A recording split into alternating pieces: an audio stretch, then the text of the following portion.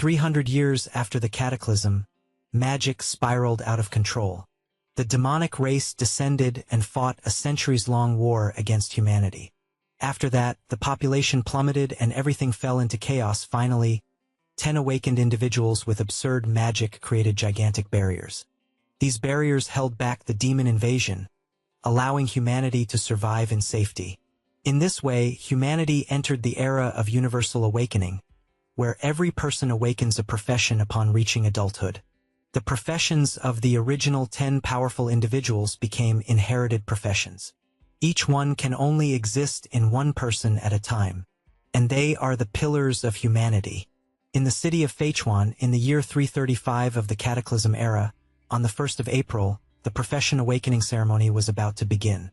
A guy was arriving at the place and thanking his uncle for the ride. Looking around, the guy realized that the annual awakening test truly lived up to its reputation because it was packed. He also kept in mind that the rarer the profession, the stronger the combat power, and that anyone who obtains a powerful profession can go straight into the elite academies.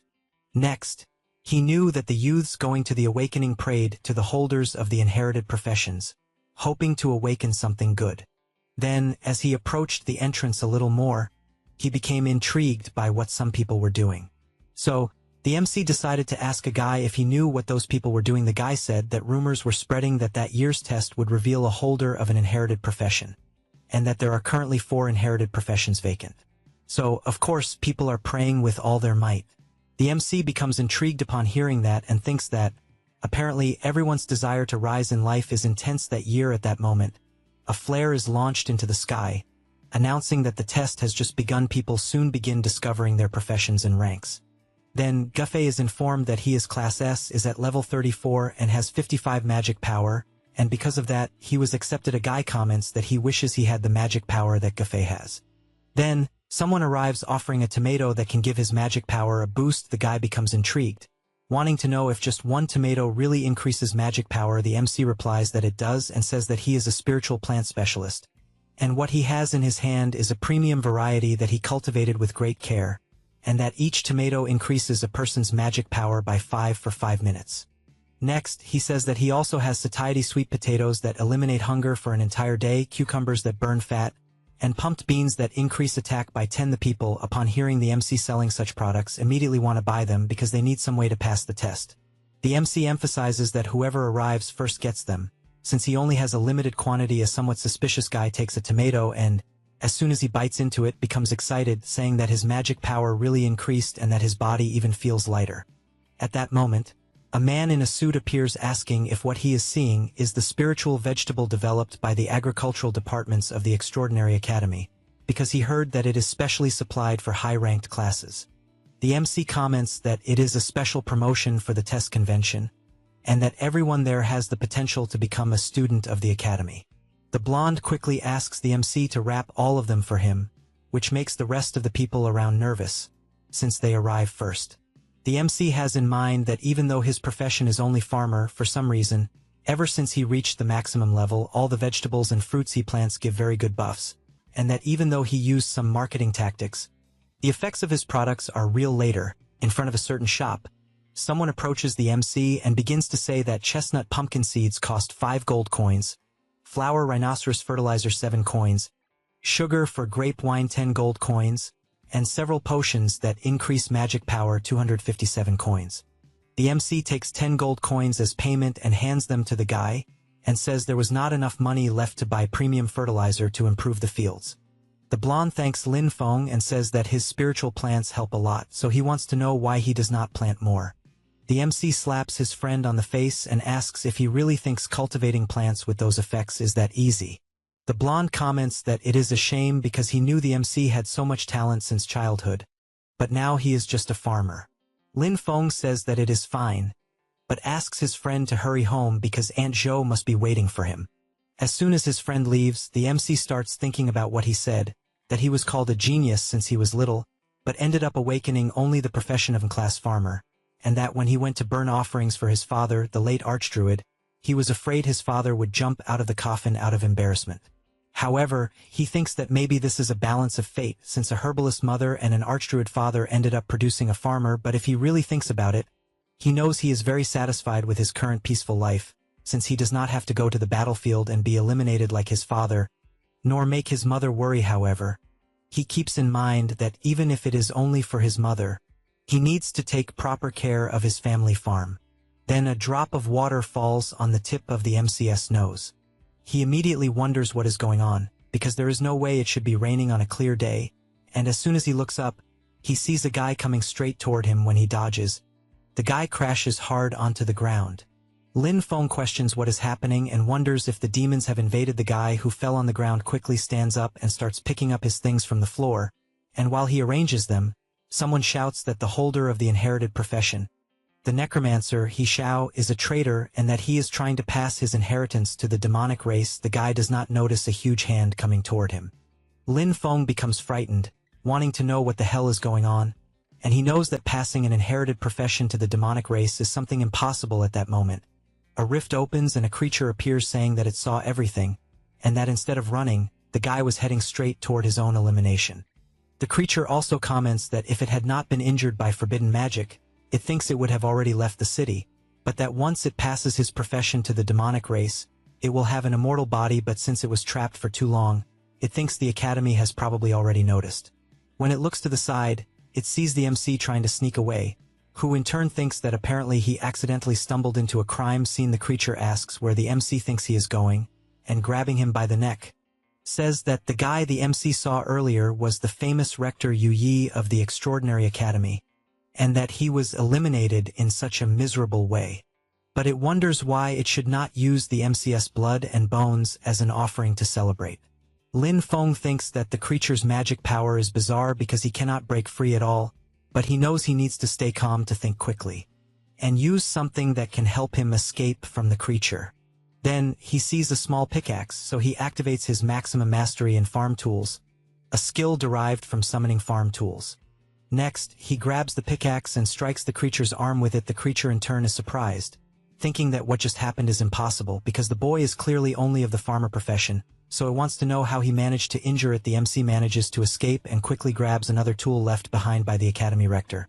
Therefore, Lin Feng activates it and a power rushes toward the creature. An explosion happens, and as the dust begins to settle, the creature is injured at that moment.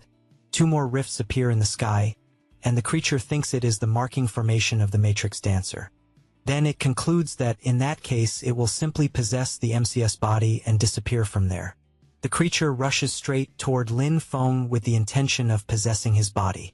The MC begins to scream while his body is being possessed. After possessing him, the creature reflects that even though the MC has the lowest profession, his talent is still quite decent, and that he should consider himself lucky to become its vessel. Lin Feng comments that at least he has trained since childhood without taking a single day off, and that if the creature wants to take his body, he fears it will have to work a little for it. The creature asks what is so special about that, because an inferior is always an inferior, and that the boy does not know it, but its power is at a level he will never reach. Lin Feng crouches down and thinks that apparently luck is not on his side this time, and as he grabs a spear, he makes it clear to the creature that they will simply go to hell together. With that said, he drives the spear into his own stomach, and the creature asks what the hell he is doing. Lin Feng makes it clear that even if they die together, he will not give his body. Then, as he begins to lose consciousness, he thinks about his father, and that he really did not want to go see him and get scolded. And as soon as he faints, a strong golden light appears in his chest. The creature becomes frightened, wanting to know what this bizarre light is, and how the boy's magic power is growing. The light becomes even stronger, and then begins to bind the creature that possessed the MC. In a matter of seconds, the creature is completely sealed. After that, a huge explosion happens, and a few minutes later, a system screen appears congratulating Lin Feng and informing him that he has acquired a new talent from the inherited profession, that of Necromancer. Because of that, he wakes up startled, wanting to know how he is still alive, and as he moves his whole body, he realizes he can still control it, but wonders if the creature failed to possess him. Then a system screen appears in front of him. Lin Feng begins to observe his stats and sees that his profession is still Farmer Master, that he is at level 1, and has 300 points in the Strength attribute, 300 in Constitution, 100 in Agility, 110 in magic power, 110 points in the spirit attribute, and 300 in luck. His skills are fast land clearing, efficient planting, quick harvesting, increased yield, mastery of farm tools, a passive with maximum affinity with the undead, transcendent growth, undead summoning, and another passive of soul extraction. Then the MC is surprised to see that his level has returned to 1 again, but wants to know how all his max farmer attributes were maintained. He also wonders if his magic power has increased even more with the soul strength of the creature that tried to possess him, since he thinks this means that when he levels up again, his attributes may surpass the limits. In addition, he also has a new ability to summon undead, but hopes it is not the same summon as that guy from before. Then he decides to test his new power, but first channels a bit of his own power, and then the one he gained. He is surprised, since apparently the farmer's magic power is merging with the undead's magic power. Lin Feng begins to focus, and soon visualizes his profession tree, realizing that it has branched out. So he wonders if this is not a class change and whether he has gained an extra profession, until he is shocked to see that the extra profession he obtained is Necromancer, a legendary inherited profession. The MC looks at the creature's body lying beside him, and an energy begins to act on his profession tree. Thus, he begins to feel that the power he obtained is still not his, and fears that if he does not tame it soon and fully turn it into his own power, not only will his farmer profession collapse and disappear, but his consciousness will also be devoured by the creature again. In addition, the yellow-colored power also seems like a contamination, so he decides to test his undead summoning ability, and the power begins to move toward the creature that tried to possess him earlier and the Academy's rector. Lin Feng manages to summon 2 undead and thinks that even with the levels reset, all the abilities are still there and that they can level up again. But he knows that the inspection team is about to arrive and that, because of that, he needs to leave quickly. As he picks up his backpack, he reflects that no one will believe that an ordinary farmer eliminated 2 extraordinary individuals, but he thinks that if they discover his current situation, that might end up being his downfall. Thus, he concludes that his priority at the moment is to find a place that offers protection and high-level resources, a place where he can test the control of his new power and turn his father's theories into reality. One day later, at the MCS family farm, he is thinking that the crops catalyzed by his new power are all becoming somewhat strange, and, as he continues using his power on them, some bizarre things begin to form, until one of the plants creates a strange mouth and grabs a bird that was passing nearby. The MC is surprised, wanting to know what the hell is happening, because he thinks that if people see such things, they will think it is a demonic invasion. Thus, he decides that he needs to get rid of everything as quickly as possible, but wonders if this new magical power cause bizarre mutations in ordinary crops, since he considers that if he can control this power and guide it to cultivate the plants, he might be able to create those special varieties his father envisioned but never managed to plant, valuable crops that can upgrade professions.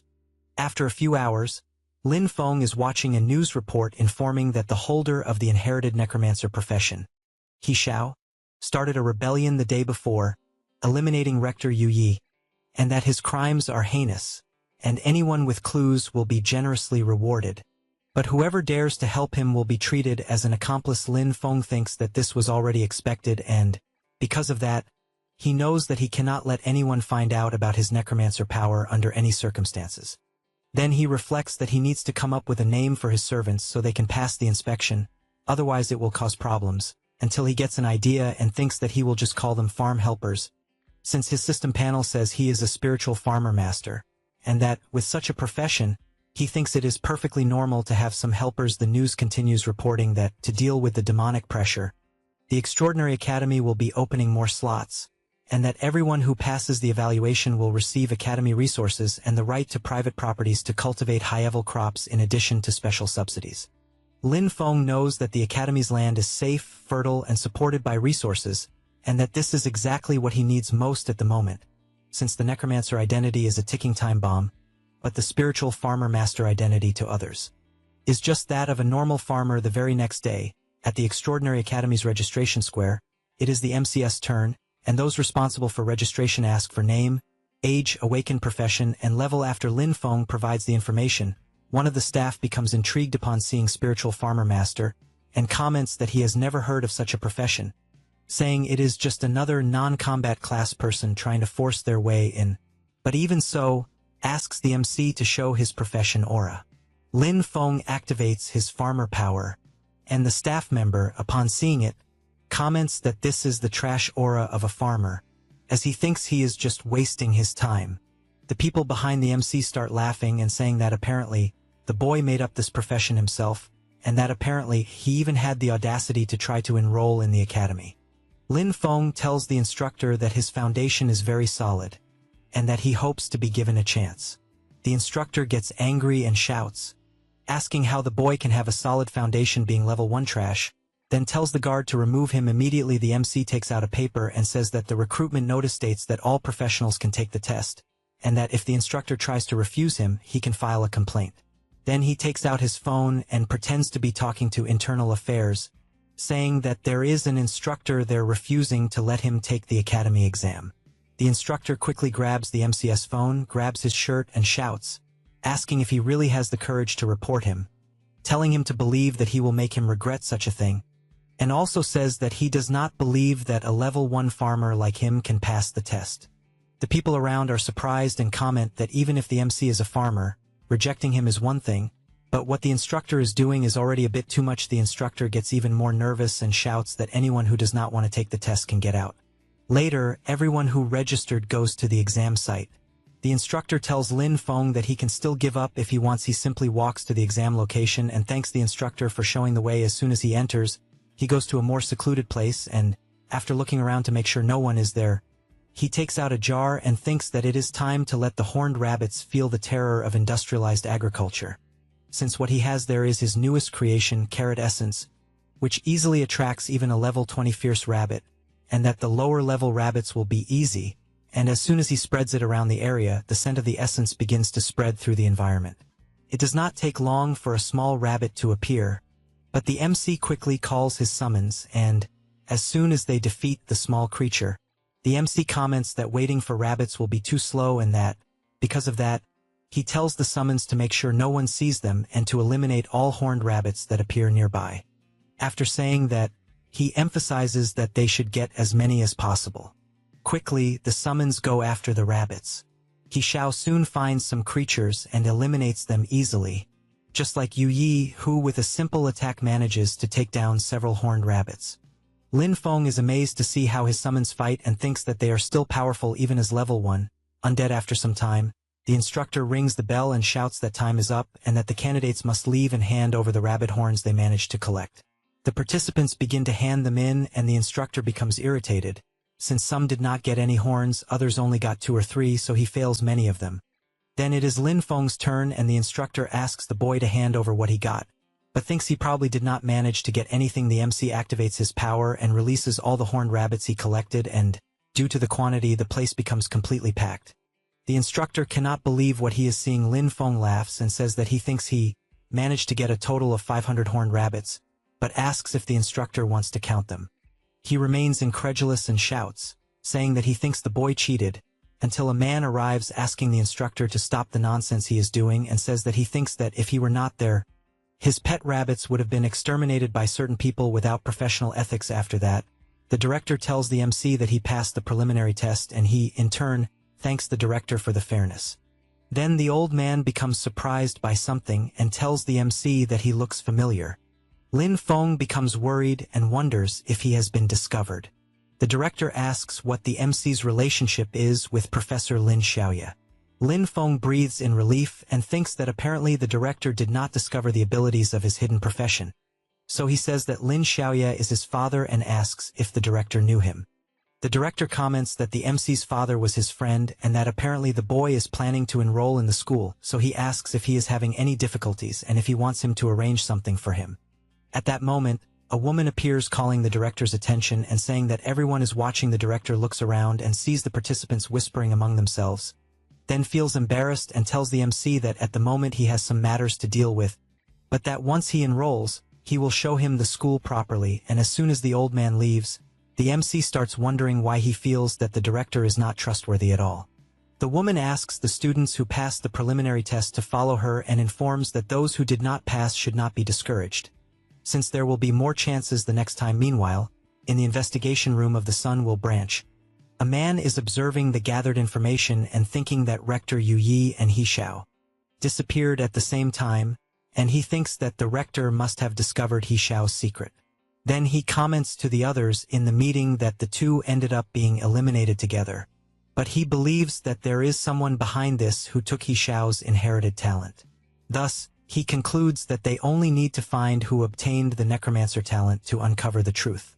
A man takes a deep breath and comments that they understand that Tuka is eager to prove himself but thinks it is better for him to stop with these baseless theories. He gets angry, slams his hand on the table and shouts that he knows that no one there believes him, but that they should wait because he will find the evidence no matter what a woman asks whether they should not try to restrain him. After all, he is one of the Duke's men. The man replies that Tuka has already gone too far, since the Sun Will Academy only trains the elite and that it is not for useless people to show off at that moment. The director appears informing that the orders came from above, and that if they find He Xiao, they are to eliminate him without asking anything. The man asks what if He Xiao is already dead. The director replies that maybe he has already changed his appearance, and that anyone who uses necromancer abilities will be eliminated without exception. Later, at the Extraordinary Academy, in the reevaluation mission room, the instructor appears and informs that all freshmen must clear the special level 5 dungeon of the Horned Beast Lair, outside the city, and that the time limit will be 3 hours. The participants become afraid and comment that they are barely at level 4 and already have to face a level 5 dungeon, and that the time limit is quite short. The instructor comments that it is obvious they expect them to clear it on their own, since they can form teams, but that the group cannot exceed 5 people and that once they assemble the team they must register with her to start the timer. While the participants become excited, running around to form teams, the MC keeps observing his system, until someone walks up to him and a girl says that she is from a magic class and is level 7, and that she saw the MCS initial test and that eliminating several horned rabbits, the way he did, means that he is quite strong. So, she asks if she can form a team with him. Lin Feng thinks that, being level 7, she could definitely clear the dungeon alone, and that, if he were only a farmer, he would accept the group immediately, but he knows he cannot expose his necromancer side under any circumstances, so he says he will have to refuse. As he prefers to go alone, she laughs and wishes him good luck clearing the dungeon.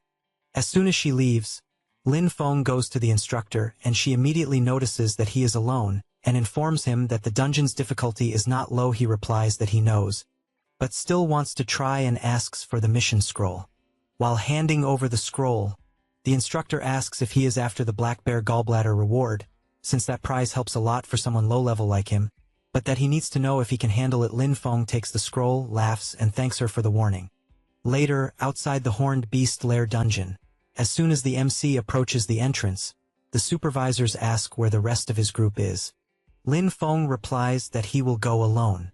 One of the supervisors emphasizes that a level 5 dungeon is very dangerous for someone going solo and that, because of that, he thinks it is better for the boy to come back when he finds someone to go with. The MC takes the scroll and says that the rules allow solo entry. One of the supervisors is surprised and comments that the boy must be after the Black Bear Gallbladder solo bonus, while the other says that the MC seems brave but that he should think about whether he has the ability. Lin Feng does not care about them at all and soon passes through the portal. Inside the Horned Beast dungeon, as soon as he walks a bit through the place, Lin Feng soon comes across 2 creatures and notices that one is level 3 and the other is level 4, but even so, they are nothing since at the moment he is level 6. And as he summons his summons, he comments that he saw in the guide that there would be many monsters there, but judging by what he is seeing, it even seems exaggerated. However, he knows that this is still perfect to test his new summoning method. With that, he activates his undead summoning ability on the creatures he just defeated and they soon become summons. Lin Feng wastes no time and orders his new summons to attack and, while they advance, he thinks that undead in the form of monsters retain some characteristics from when they were alive, knows that they are very aggressive but dumb, since they only follow simple orders. In addition, the summons consume less mana, so he wonders whether, besides fighting, they could also be used to fetch water after some time. It is the turn of the summons He Xiao and Yu Yi to go on the offensive. He Xiao grabs his weapon and eliminates several creatures easily. Yu Yi, on the other hand, focuses and activates his aquatic ability, which also eliminates several creatures at once. The MC, meanwhile, is thinking that human undead are more intelligent, since they use abilities from when they were alive and fight better, and that in the future, he can leave weeding and fertilizing to them at that moment. The lower summons return, and the system announces that Lin Feng has reached level 7. Thus, he gathers the lower summons and walks toward the boss room. Upon entering, he notices a huge bear completely bound by several chains. Lin Feng thinks that it is a perfect boss to test his full power. Then, he tells He Xiao to go in front, Yu Yi to stay at a distance casting curses, and the rest to stay on top, attacking the creature's joints and eyes. With that, his summons rush into the confrontation while he stays eating some olives that restore his magic power. The huge bear tries to hit He Xiao, but the summon manages to dodge and soon prepares a counterattack, and as soon as he strikes, a huge explosion happens. After the dust settles, the system informs the MC that he has reached level 8. Lin Feng walks toward the drops left by the bear, but ends up seeing that the creature only dropped 10 bonus points in Constitution, which is less than the buffs from his supercrops. However, a system notification appears informing that it will calculate the dungeon rewards, and that, because the MC has the professions of farmer and necromancer, corresponding rewards will be issued.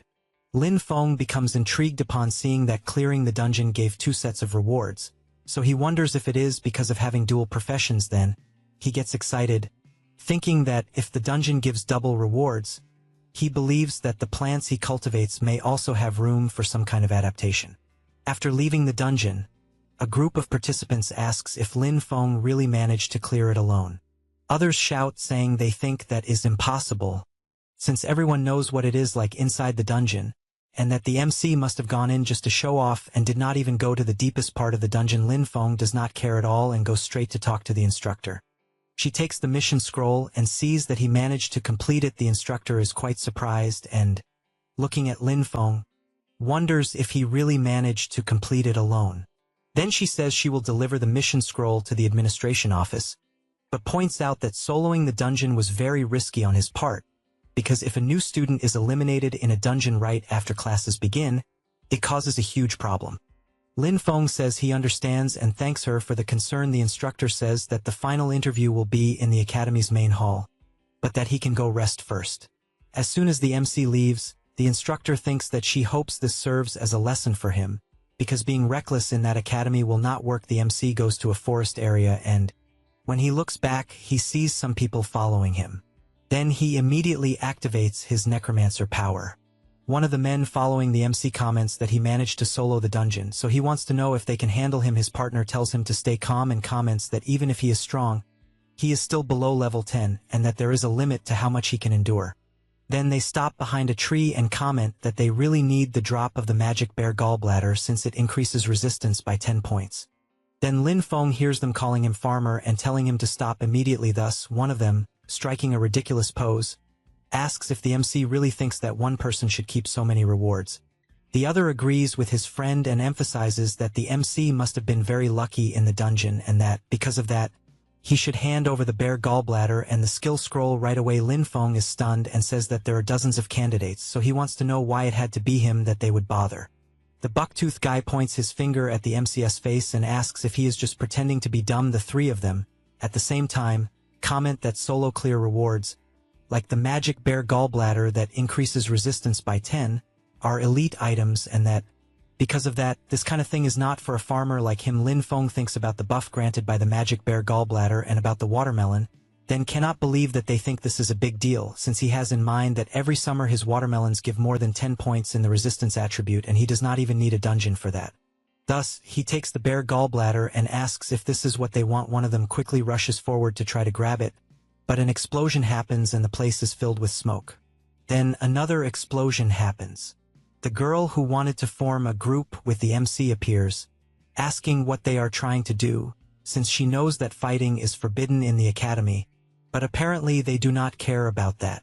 One of the guys calls her ailing and makes it clear for her not to interfere where she was not invited. She replies that she did not like what they are doing. With that said, while spinning her fire staff, she tells them to get lost or she will report them to the instructor. The big guy laughs and emphasizes that she will only be able to report them if she manages to escape and that, if she insists so much on protecting the farmer, they will take her down as well. With that, he calls his group and they rush toward the MC and ailing.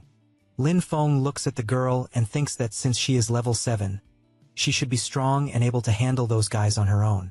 However, she becomes serious and says that the guys coming at them fight dirty thus. She asks the MC if he wants to help, but soon becomes surprised when she sees that he is running away from the fight. Lin Feng throws the bare gallbladder and Ailing catches it. He laughs, calls her a kind soul, and asks her to accept his gift. While Ailing prepares to fight, she shouts asking if he was not there to help the MC later.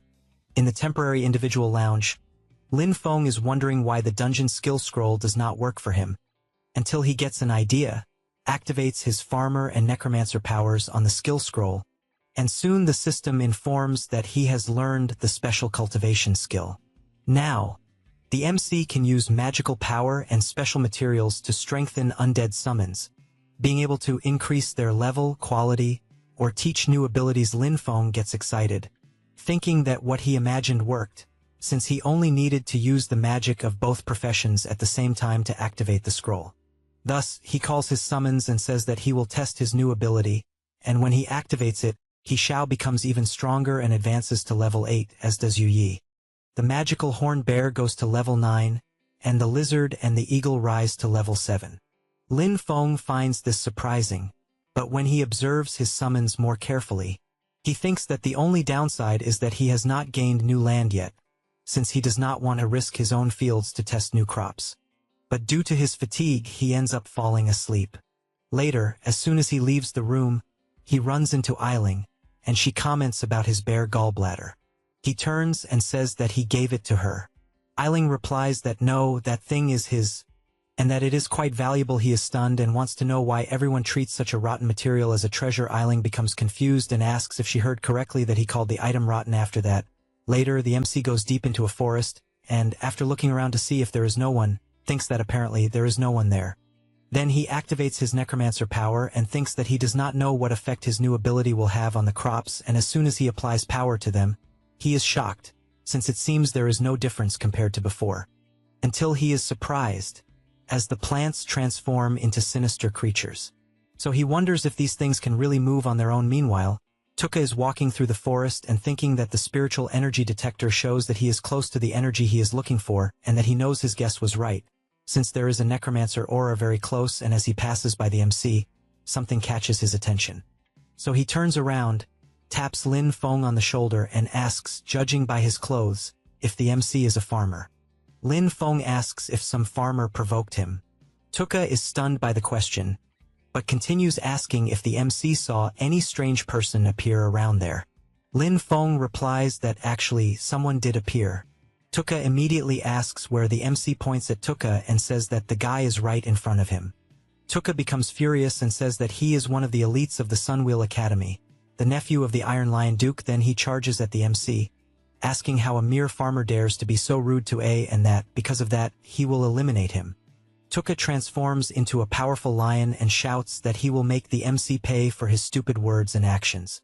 Lin Feng tries to protect himself from the energy burst of the transformation, but makes it clear to Tuka that the farmer he is despising can defeat him with one hand. He doesn't care at all and charges forward to attack. Lin throws a few capsules ahead and thinks that he doesn't know why the aconite in his field gained a paralysis effect after being eroded by undead magic, because the last time he tried it, he became numb and lay down for a day, and that grinding such a thing into powder can be used as an anesthetic. As soon as Tuka inhales what the MC threw into the air, he immediately becomes dazed and asks what kind of trick he used and why he suddenly has no strength. Lin Feng, while covering his nose, replies that it is just ordinary aconite powder found in the fields. That said, he channels his farmer power and comments that this is his new ability as a farmer. Then he delivers a powerful right hook straight to the middle of the lion's jaw. After defeating him, the MC strips Tuka's clothes, leaves him tied to a tree, and comments that apparently he can't even defeat a simple farmer, so he wants to know how he dares to call himself elite, and because of that, he will leave him there to refresh his memory as a life lesson. Later, all participants are informed to gather in the auditorium for the interview with the instructor. Lin Feng hears the announcement and thinks he needs to go quickly. Outside the auditorium of the Extraordinary Academy, the MC hears people wondering if he was the one who cleared the level 5 dungeon alone, and they also say they heard that he only knows how to run away and live off a woman. Lin Feng also hears people saying that compared to Xian and Bogu, he is far behind, and that he may even be strong compared to ordinary candidates, but that's all. At that moment, Eiling appears wanting to return the bear gallbladder to the MC once again. He asks her to keep it and makes it clear that such an item is completely useless to him then. While waiting to be called, the MC starts eating some slices of watermelon that increase his endurance by 2 more points. A few minutes later, inside the auditorium, the place of the interview with the instructor, the director informs that during the interview, while the instructors choose the students also choose the instructors, and that both will achieve success together. That said, he emphasizes that the student whose name is called must step forward immediately, then begins by calling Xian. He quickly steps forward and says that he is a level 6 Earth Warrior, and upon transforming says that this is his current ability in which he can summon armor to fight. One of the teachers comments that he liked it very much and that he is a level 44 Earth Berserker, then asks if the student wants him to be his instructor. Immediately, Xian gets excited and shouts that he accepts. The director calls Ingwu and informs that Lin Feng will be next. As soon as it is the MC's turn, he activates his power and says that he is a level 8 spiritual farmer masterclass. The instructor from before is impressed because she knows that reaching level 8 at the MC's age is something quite incredible. But her partner beside her tells her to look closely because the boy is just a farmer. One of the instructors takes a deep breath and comments that the Extraordinary Academy is meant to cultivate talents for the front lines, not to cultivate common plants to be cannon fodder. The other instructor emphasizes that Lin Feng's preliminary exam was excellent. The director agrees and comments that since everyone disagrees, he wants to know why they don't conduct a combat ability assessment with the MC. At that moment, all the instructors agree with the idea. Therefore, the director asks if Lin Feng agrees, because the final goal is to go to the front lines to fight against the demonic clan, and that, if he does not have combat potential, going to the front lines is just a pointless sacrifice. The MC is intrigued by this idea of having to be tested in combat, as he has in mind that his current combat ability is not high, since he cannot fight using his Necromancer abilities. Even so, he tells the director that he agrees to the test. It doesn't take long before they move to an open space in the auditorium. One of the instructors comments that the evaluation is quite simple and that the MC just needs to withstand 5 minutes under his command to prove he has talent for combat. That said, he releases his monstrous power, causing several participants to fall to their knees, saying they cannot withstand such overwhelming force. Lin Feng manages to resist the pressure imposed by the instructor, who is surprised to see that the boy was not intimidated, and comments that, due to his persistence, he will have a very good opinion of him, and because of that, he should use all his abilities and attack with full force. Lin Feng thinks that the instructor's level 44 pressure is truly powerful, but that he can still endure it. Then, he calls for one of his summons to appear. As soon as the horned bear appears, the MC thinks it was a success, since he managed to envelop the summons with nature magic to mask the undead aura, and upon observing it more closely, the horned bear even ended up looking like a cabbage. The instructor, seeing the MC's summon, is impressed and comments that it is a rare mutant class with such rich natural magic. That said, he equips his dual daggers and tells the boy to come at him with everything. The horned bear charges forward, as does the instructor, and both collide their attacks, creating a strong shockwave throughout the area, but the instructor does not want to lose and goes on the offensive. The horned bear is attacked from all sides. The director observes the MC's summon and comments that it is indeed loyal, as he believes that if other summons had taken damage like this one is taking, they would have likely been dismissed long ago. Then the bear launches a counterattack, and the director is astonished, wondering if the instructor is holding back. Meanwhile, the MC thinks that in the end, his summons are just undead, since they do not feel pain or discomfort, and that the kind of injury the horned bear suffered only needs a bit of mana to heal. The instructor looks at the director and thinks that he originally wanted to show off in front of the students, but did not expect Lin Feng to have so much talent, and that it seems he will have to fight seriously.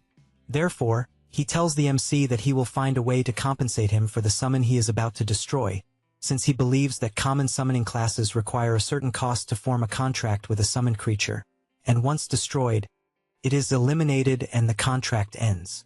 The instructor activates his Berserker Bloodlust ability and lands a powerful punch on the horned bear, completely eliminating the creature.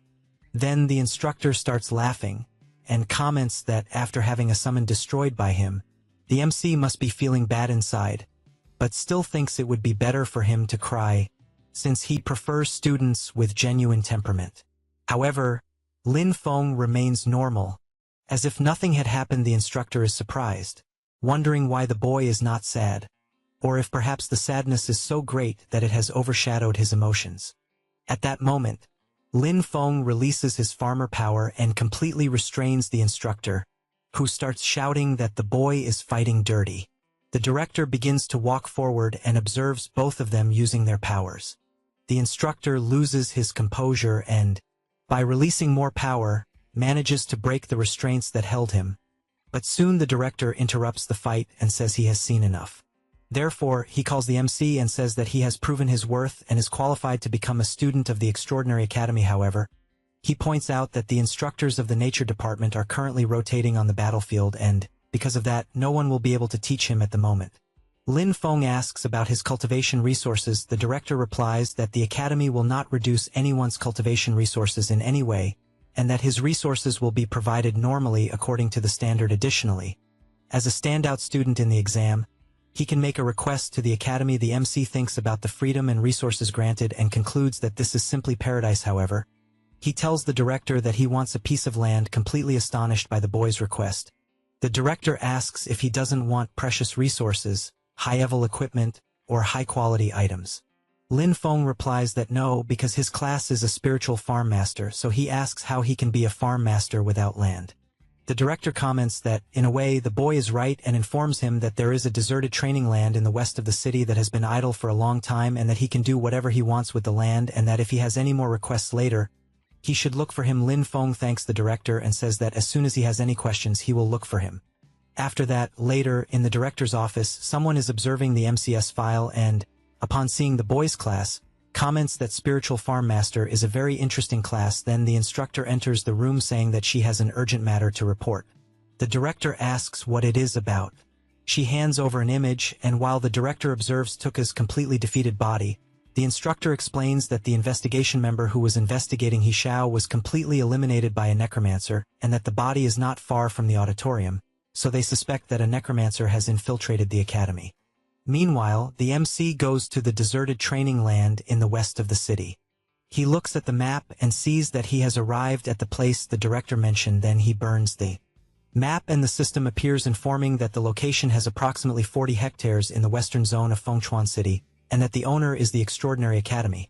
But the temporary lease contract has just come into effect with a duration of 1 year and the exclusion clause is active, giving Lin Feng exclusive use of the place.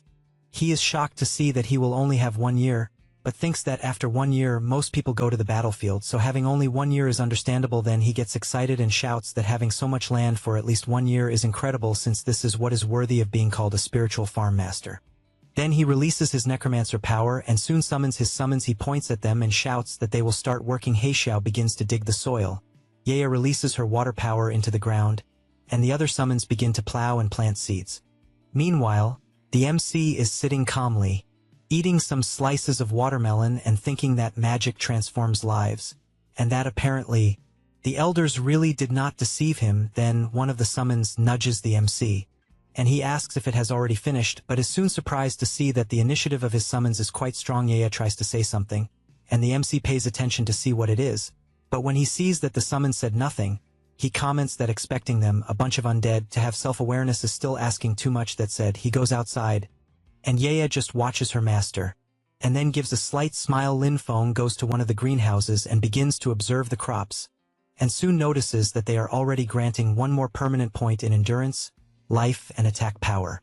Then he gets excited, thinking that other people's power is cultivated by themselves, but he improves using crops, balanced nutrition, and a solid foundation. But he has in mind that it is a pity that it seems he can only make the crops have these effects, because he thinks that if his harvest were a little larger, and everyone could improve with it, the demonic clan would be nothing more than clay chickens and ceramic dogs.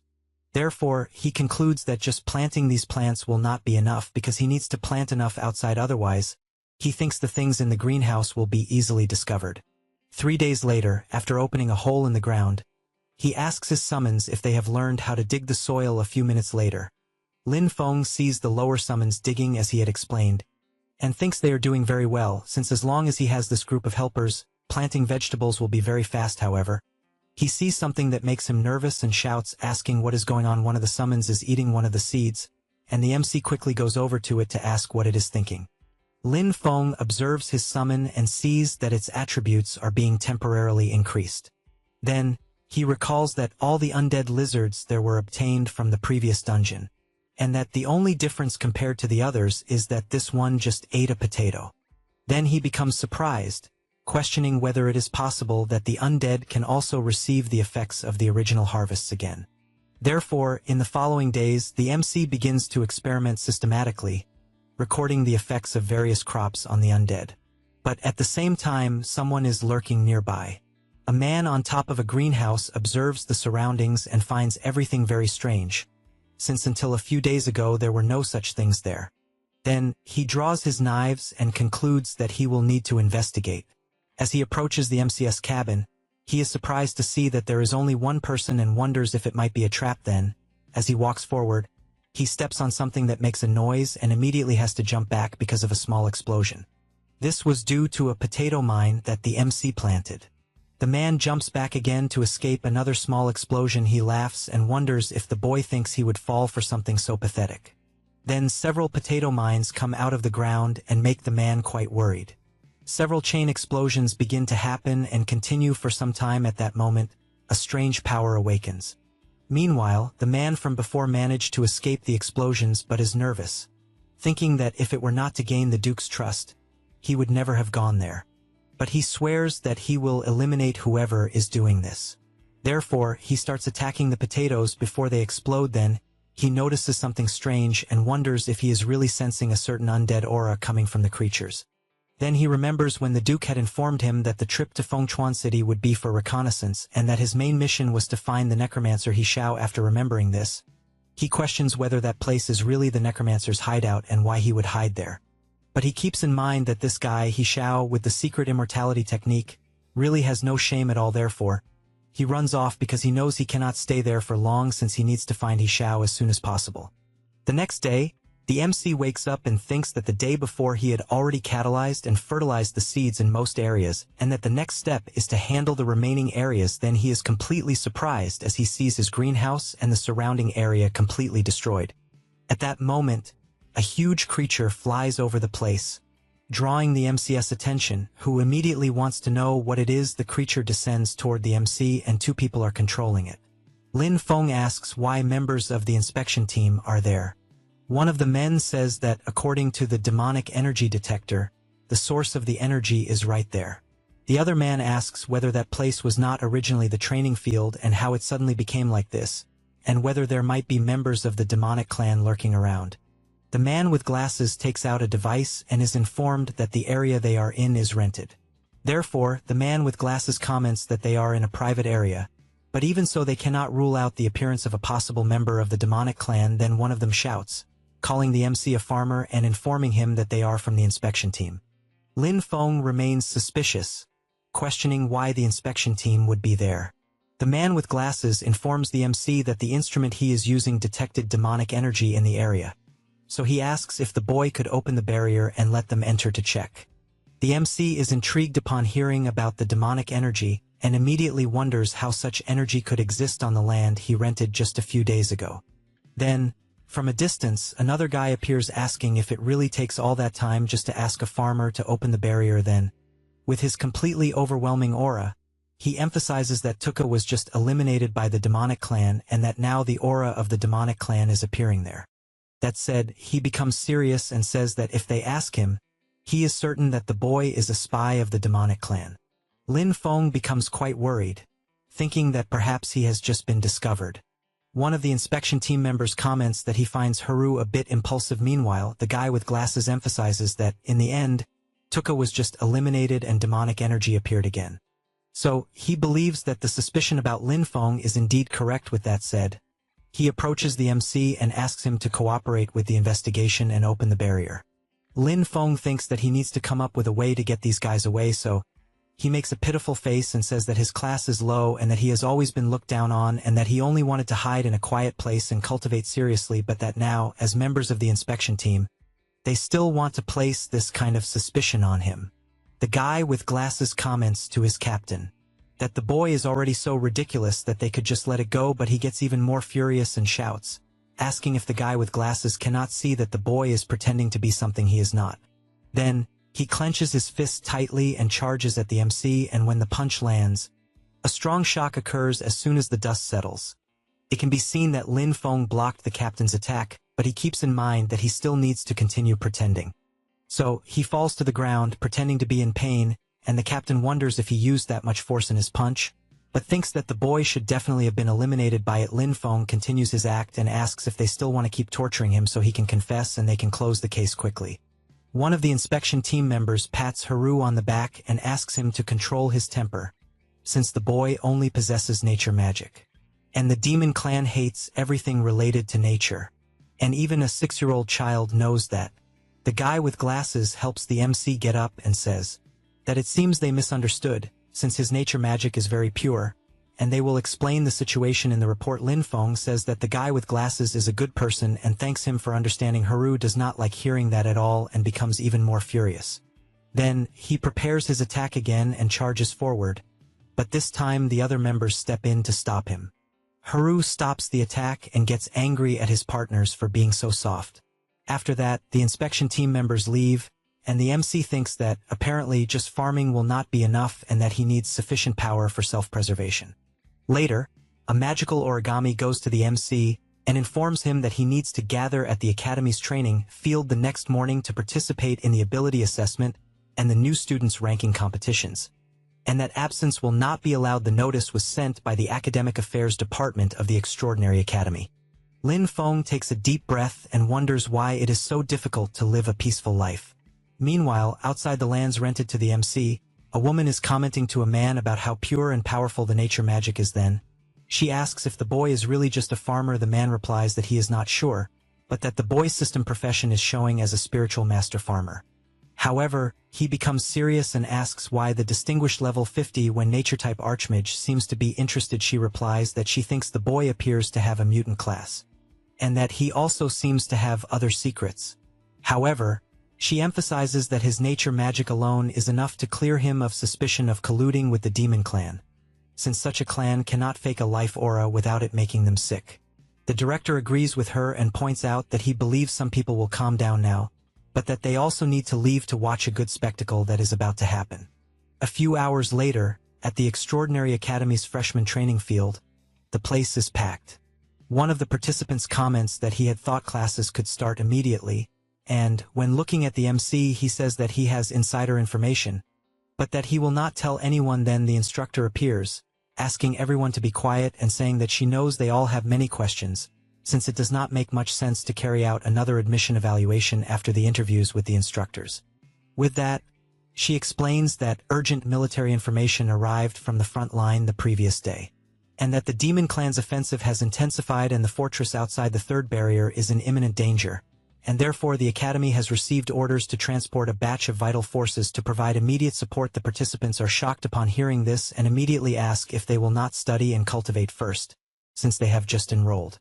The instructor makes it clear that if the nest is destroyed, she wants to know how the eggs could remain intact, since if the fortress is invaded, the spearhead of the demon clan will point directly at the city of Fengchuan, and at that moment, she asks if they think they will still be able to cultivate peacefully at the Academy. Then she emphasizes that this is not a request, but a summons, since in times of danger for humanity, no one can stay out. Ailing's brother looks at her and asks if everything will be fine. Ailing looks at Lin Feng and, a little embarrassed, replies to her brother that everything will be fine and that he should not worry, but she keeps thinking that the MC seems so exceptional and wonders if he will be selected for mandatory military service. The instructor calls the participants and asks them to follow the instructions and enter the training field to prepare for the practical combat evaluation. The MC thinks that, since he is from the farmer class, he should not be selected for the front line at the moment, otherwise his farming plan will be interrupted. A few minutes later, in the area designated for evaluation, a woman calls the MC a master farmer and comments that she heard he is very good at hiding. Then, as she prepares, she asks him to simply turn into ashes under her flames. With that, she launches her infernal attack, but the MC dodges and thinks that the magical condensation of her magic is very slow and insufficient, since her fire cannot even roast a few sweet potatoes in his field. She gets angry because he is making a fool of her. Then, while channeling her power, She starts making very ridiculous poses and the MC watches her in disbelief at what he is seeing, until he decides to attack her right away and lands a punch right in the middle of her stomach. She is thrown violently backward and ends up crashing against the wall after that. The MC goes through several fights and manages to win them all. Then he thinks that defeating so many opponents should be enough and that he might even lose the next ones. At that moment, Vera, the Archmage, appears, giving the boy some water and saying that with his current talent and potential, he is fully qualified to aim for a higher platform. He becomes intrigued by this and asks for a better explanation. Vera tells him to accumulate credits and pass the evaluation to advance to the higher level Solar Wheel Academy, since there are better cultivation methods and more powerful instructors there, and that he may even have the chance to obtain legendary weapons, or even mounts of powerful demonic beasts. Lin Feng remembers the mounts he saw earlier with the inspection team members and soon thanks her for the kindness, but points out that he really does not need that. Vera is surprised to hear that he does not need it and asks what he wants. In the end, the MC replies that he only wants better and larger land to cultivate in peace. The Archmage comments that it seems he misunderstood her, so she explains that what she wants to know is what he truly wants and what he intends to do after finishing cultivating such lands. Lin Feng says that he plans to cultivate more land and that he thinks they should allow more people to have land to cultivate. Then the director of the Solar Wheel Academy appears, commenting that he clearly remembers that the MC is already developing the wasteland to the west of the city and therefore wants to know if that is not enough for him to cultivate. Lin Feng lets out an awkward laugh, but points out that the more he cultivates, the better. Then he hears his name being called for the next fight and says goodbye. The director of the Solar Wheel Academy comments to Vera that apparently, the boy seems to be very honest. She asks if, by any chance, if a child wants something, it is enough to simply give them what they want. The director becomes intrigued and asks if she is thinking of taking him in. Vera replies that she indeed finds the boy very interesting. Meanwhile, the MC prepares to fight Ailing, who comments that she did not expect to be able to fight him, but becomes serious and makes it clear that she will give it her all in their battle. Lin Feng laughs and says that actually he cannot defeat her and that he was even planning to give up. Ailing gets nervous, asking if he is joking, and charges forward. The MC is surprised to see that she is taking the initiative, but soon activates his power and binds her legs with his vines. But Ailing manages to destroy them easily with her kick. Meanwhile, Vera and the director of the Solar Wheel Academy are watching the fight between the MC and Ailing, and Vera asks if a student below level 10 really has so much pure magical power. The director replies that yes, and that he was also shocked when he saw it for the first time. The Archmage emphasizes that not even Haru, who reached level 80 in the nature system, possesses magical power as pure as the MCS. So she believes that the boy's future achievements will be limitless. The director remembers when Haru delivered his powerful punch to the MC and he managed to defend the blow easily. So he comments that such a good seedling is very rare, and that if there is a teacher to guide him, he believes that the boy's future can truly be bright. Vera comments that she has already decided and wants to take him as her teacher. The director says that it is very good to know that she will become his teacher, but soon realizes what the Archmage said and asks if she did not say things the other way around, because he swears he heard her say that she wanted to take the boy as her teacher. She replies that she did not say it the other way around and that she is saying she wants to have him as her teacher. The director comments that he thinks this is not right and asks if her brain was burned by the demon clan. Vera gets excited and replies that even if her brain was burned, she still wants to have the boy as her teacher. Meanwhile, the fight between the MC and Ailing is very intense. Ailing keeps advancing, forcing the MC to dodge her attacks. Lin Feng thinks that he believes he has shown enough strength and that, therefore, he only needs to pretend weakness and admit defeat. Until the director of the Solar Wheel Academy calls out to the MC and says that if he keeps holding back in the fight, the Academy will take the land he has west of the city and give it to someone else to use. Upon hearing that his land will be taken, Lin Feng becomes serious, as he knows he cannot lose it under any circumstances. Ailing is startled when she realizes that the MCS aura suddenly changed and that if before he was only defending passively, now he is truly starting to take the fight seriously. Lin Feng begins to power, just like Ailing, but she is faster and launches a huge fireball. The MC is not intimidated and jumps, striking the fireball with a punch. Then he advances toward Ailing, telling her to take his punch more seriously. With that, he delivers his strike. Ailing is terrified, thinking she will be eliminated, as she will not be able to defend against the tremendous power of the MC, but he stops the blow and, laughing, says that in the end, Ailing let him win.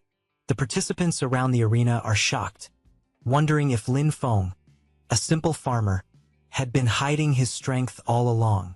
Vera comments that they are right and emphasizes that the MC's control over the power of nature is something immense and that she believes he will truly be the future of the next generation. As soon as the MC is announced as the winner of the fight, he helps Ailing get up. She takes his hand and says that she accepts defeat from the of her heart, because he is very strong. Lin Feng points out that he believes she is the one who is truly strong, as he only has a lot of strength. Then, the MC takes a deep breath, thinking that he only needed to show his strength so as not to lose his land. Then, the director of the Solar Will Academy appears, patting him on the back and saying that he loved the fight. Lin Feng thanks him for showing mercy. He simply asks the MC to keep working hard, as he is very eager to see his growth. Lin Feng gives a slight smile, but inside he calls the director a grumpy old man and thinks that he dared to threaten him with his land. And while the MC keeps thinking about it, Fyra watches him from afar, until he notices something strange and turns to see what it is. But the Archmage disappears, then soon appears again with a different look and this time with a younger appearance, calls the MC and asks him to guide her in her cultivation. Lin Feng is surprised by the sudden request, but asks if someone with a combat class is really asking a farmer for guidance. She introduces herself and says that they have never met before, but that she just watched his fight, and that his use of natural mana is simply perfect, since she has never seen anyone use the power of nature with so much vitality and strength, and as she has been stuck in her current realm for a long time, she feels that his path might give her some inspiration. Lin Feng is stunned by all that talk, but asks if she is also a nature type, since he heard that nature type instructors are still in training, so he asks why she does not wait a bit longer, since in the end he only knows how to farm.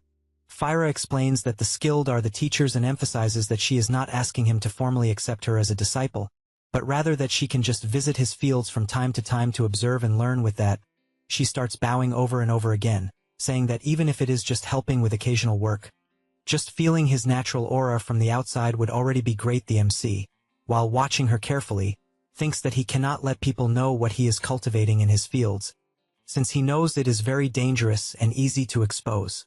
Therefore, he tells Fyra that he is sorry, and emphasizes that as a farmer he has nothing to teach her, and that he only has a lot of strength and is not good at fighting. However, out of nowhere, the director of the Solar Will Academy appears, saying that the girl is begging too much and that he thinks the MC should just agree and do it for him. Then, the director whispers a few things in Lin Feng's ear, which leaves him quite surprised. So the MC tells Fyra that everything is settled and that he will help her. She is surprised and asks if he is really serious, because if he is, she emphasizes that he does not need to, since she will not bother him, but soon she grabs his arm and asks if she can already go see him the next day. He replies that it is up to her and informs her that his land is located on the west side of the city. The next day, around the MC's greenhouse, Fyra is very excited, going back and forth, asking if she can help with anything. Lin Feng thinks that Fyra at least has a serious attitude, but that he definitely cannot let her see the crops inside the greenhouse. Therefore, he points forward and asks her to look around outside for now and get familiar with the environment, since he is busy giving the newly produced seedlings some special care. Fyra crouches down and, as she observes the crops, thinks that they were nurtured by pure, natural mana, being high-quality crops with temporary attribute bonuses. Then she smiles, and thinks that Lin Feng is making her more and more curious. An hour later, the MC returns to where Fyra is. She picks up a seed in her hand and, as she observes it carefully, thinks that it is indeed something unbelievable. Lin Feng asks if Fyra found any problem. She asks if his crops were cultivated using common soil. He replies that yes, and that he only used common soil. Fyra asks if he did not even use any mana crystal powder or elemental clay. Lin Feng feels a bit embarrassed, saying that he even thought about it, but that such mana fertilizers are very expensive, and due to his limited resources he could not afford them. Then he points to one of the plants and asks Fyra to look because he thinks it is probably undernourished. The Archmage reflects that Lin Feng's natural mana is extremely excellent, and since that is the case, she thinks she might be able to help him with that. She comments that the Academy has a relevant regulation, and that he can use basic materials found in dungeons to exchange for specific items in the Academy's warehouse. The MC is pleased to hear this, and, holding her by the arm, asks if what she is saying is true. Fyra replies that yes, and comments that, for example, the level 10 dungeon of the Storm Academy, the Dark Forest, the final boss Kobold of the Shadowfall, and its boss Fong seem to be exchangeable for a bottle of Earth Pulse. However, the difficulty of a level 10 dungeon is very high, usually requiring 5 people to complete it. Although such regulation is about to be cancelled soon, Lin Feng comments that this is great and that he will go prepare right away. Seeing the MC leave at full speed, Fyra wonders if only a heart so pure and innocent can nurture such pure natural mana. Later, at the entrance of the level 10 dungeon Dark Forest, some people see the MC running toward the portal entrance and wonder if a mere farmer is not going to the wrong place and whether he should instead be with a hoe working in the field. Lin Feng does not care at all and goes straight to the person guarding the dungeon entrance and says that he wants to request a solo entry into the Dark Forest. The instructor looks at the MCS record and says that his level is insufficient and warns him that the risk of entering alone is extremely high. Lin Feng explains that the Academy's regulations state that as long as he is of the Academy, he can register. The instructor is surprised to learn that the boy in front of him is a student of the Academy until Fyra appears behind Lin Feng, asking the instructor to be quiet. He feels embarrassed, covers it up, and says that the rules are exactly as the MC said, then wishes him good luck and asks the boy to act within his limits and that if he thinks he cannot win, he should retreat immediately. Lin Feng starts heading toward the portal entrance and a guy comments that the MC is just a recruit and that he does not compare to elites like his group, and that he will be rooting for him to be eliminated inside the dungeon so that he does not embarrass the extraordinary Academy. Inside the Dark Forest dungeon, several creatures rush toward the MC, but he calls Yu Yi and He Xiao and asks them to clear the way after defeating the creatures. Lin Feng activates his Necromancer power and orders the defeated creatures to rise and become his warriors. The MC obtains a kobold cub, but soon the level 12 Shadowfall kobold boss appears, and he wonders if the creature in front of him is really the boss, because if it is, he thinks it is not much.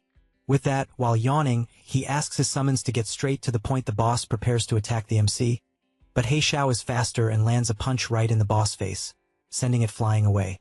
Yu Yi takes the opportunity and launches her water power at the creature. With that, the MC is informed by the system that he defeated the Shadowfall kobold boss and gained experience points, which makes him level up to 9 and obtain a boss Fong. Then the system informs about the eliminated unit detected, but that his level is insufficient, being unable to convert the Shadowfall kobold boss into a summon. Lin Feng thinks that apparently he cannot summon monsters of a higher level than himself, and that it is a pity he cannot convert the boss into a summon, but that even so, his objective this time was achieved.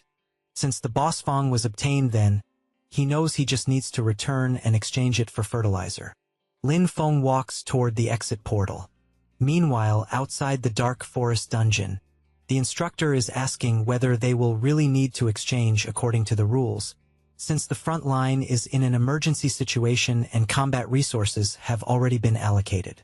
Vera asks him not to worry since they are not combat class resources, as it is soil fertilizer for nature types. The instructor comments that they do have that and that they even have plenty in stock. At that moment, Lin Feng exits through the dungeon portal, and it is announced that he has set a first solo completion record and his special reward will be a heroic spirit fragment. A woman cannot believe it and comments that it is the heroic spirit fragment that can strengthen the origin of the soul and increase class potential. So she asks how a simple farmer could obtain such a legendary reward. Meanwhile, other warriors become furious and shout that it was cheating, because there is no way a damn farmer could clear a level 10 dungeon alone, and that, because of that, they demand that the Academy thoroughly investigate and reclaim all his rewards, especially the heroic spirit fragment. The Archmage comments that she thought the MC would have to fight at least a few times, but she did not expect him to finish it all at once. Lin Feng asks for the attention of everyone around and asks who he offended this time, but seeing that no one responded, he goes to the professor and comments that, according to the Academy's rules, he is there to exchange for some resources. Then a guy asks what the MC is going to exchange, since the rewards he obtained were all acquired illegally and should be confiscated. However, the professor becomes serious and makes it clear to the guy who said that the rewards were given directly by the dungeon and that, therefore, the Academy has no right to confiscate them. Then more people approach, and one of them comments that she is willing to make a resource bet. A guy asks what a resource bet would be. The woman who had been outraged by the MCS reward explains that the winner takes everything, receiving both sets of rewards, while the loser loses everything, but that, in fact, it is a speed race in a dungeon, with professors supervising both sides, competing to see who completes it faster. Thus, the professor asks Lin Feng if he is willing to accept the bet. The MC replies that there is no benefit in that. Besides being very boring, the guy who had made the betting proposal asks if Lin Feng will accept if he adds a blueprint for the nature lamp. Vera goes to Lin Feng and comments that he needs to obtain this blueprint. Then she explains that the tool is exclusive to the nature department and that only one blueprint can be used to craft one. And, therefore, it is extremely rare, and its effects include reducing the crop growth cycle without side effects. The guy continues pressuring the MC, wanting to know if he will accept or run away, as he always does. Meanwhile, the guy who is making the betting proposal to the MC is sending some messages on his phone without anyone noticing. The person he is talking to is Mr. Eru, one of the members of the inspection team. Lin Feng becomes thoughtful about the proposal, since he has in mind that his necromancer abilities cannot be exposed, but that, if it is only a supervising professor, he thinks hiding this from him should not be a big problem, since such a nature lamp blueprint is something he needs to obtain. Thus, he comments that he will accept the bet. The guy starts laughing and says that now they just have to wait and see, because with the professor's supervision, he will surely expose the MC immediately. A few minutes later, already inside the level 10 Dark Forest dungeon. The professor asks how Lin Feng managed to complete the dungeon alone. He feels a bit embarrassed, but says he will show his strength. Having said that, he activates his farmer power and summons his farm workers. His legion of undead summons soon appears, but all are disguised by the MCS nature power. The professor is quite surprised, thinking that the boy's summoning was very fast and that the quality of his troop also seems very good. Then he reflects that it is a perfect opportunity to see exactly what ability the MC used to complete the dungeon alone. Lin Feng wastes no time and quickly orders his summons to attack with full force. The shadow wolves do not stand still either and charge forward, but the horned bear is faster and, in a matter of seconds, delivers several blows to all the shadow wolves. Yi channels her aquatic power and also launches it at the creatures, and a huge explosion happens due to the impact. He Xiao also activates his ability and launches several lightning strikes at the shadow wolves that were approaching from behind. It does not take long for the MCS summons to manage to wipe everything out. The professor is completely surprised, commenting that the boy took less than 1 minute to easily annihilate a squad of shadow wolves of the same level.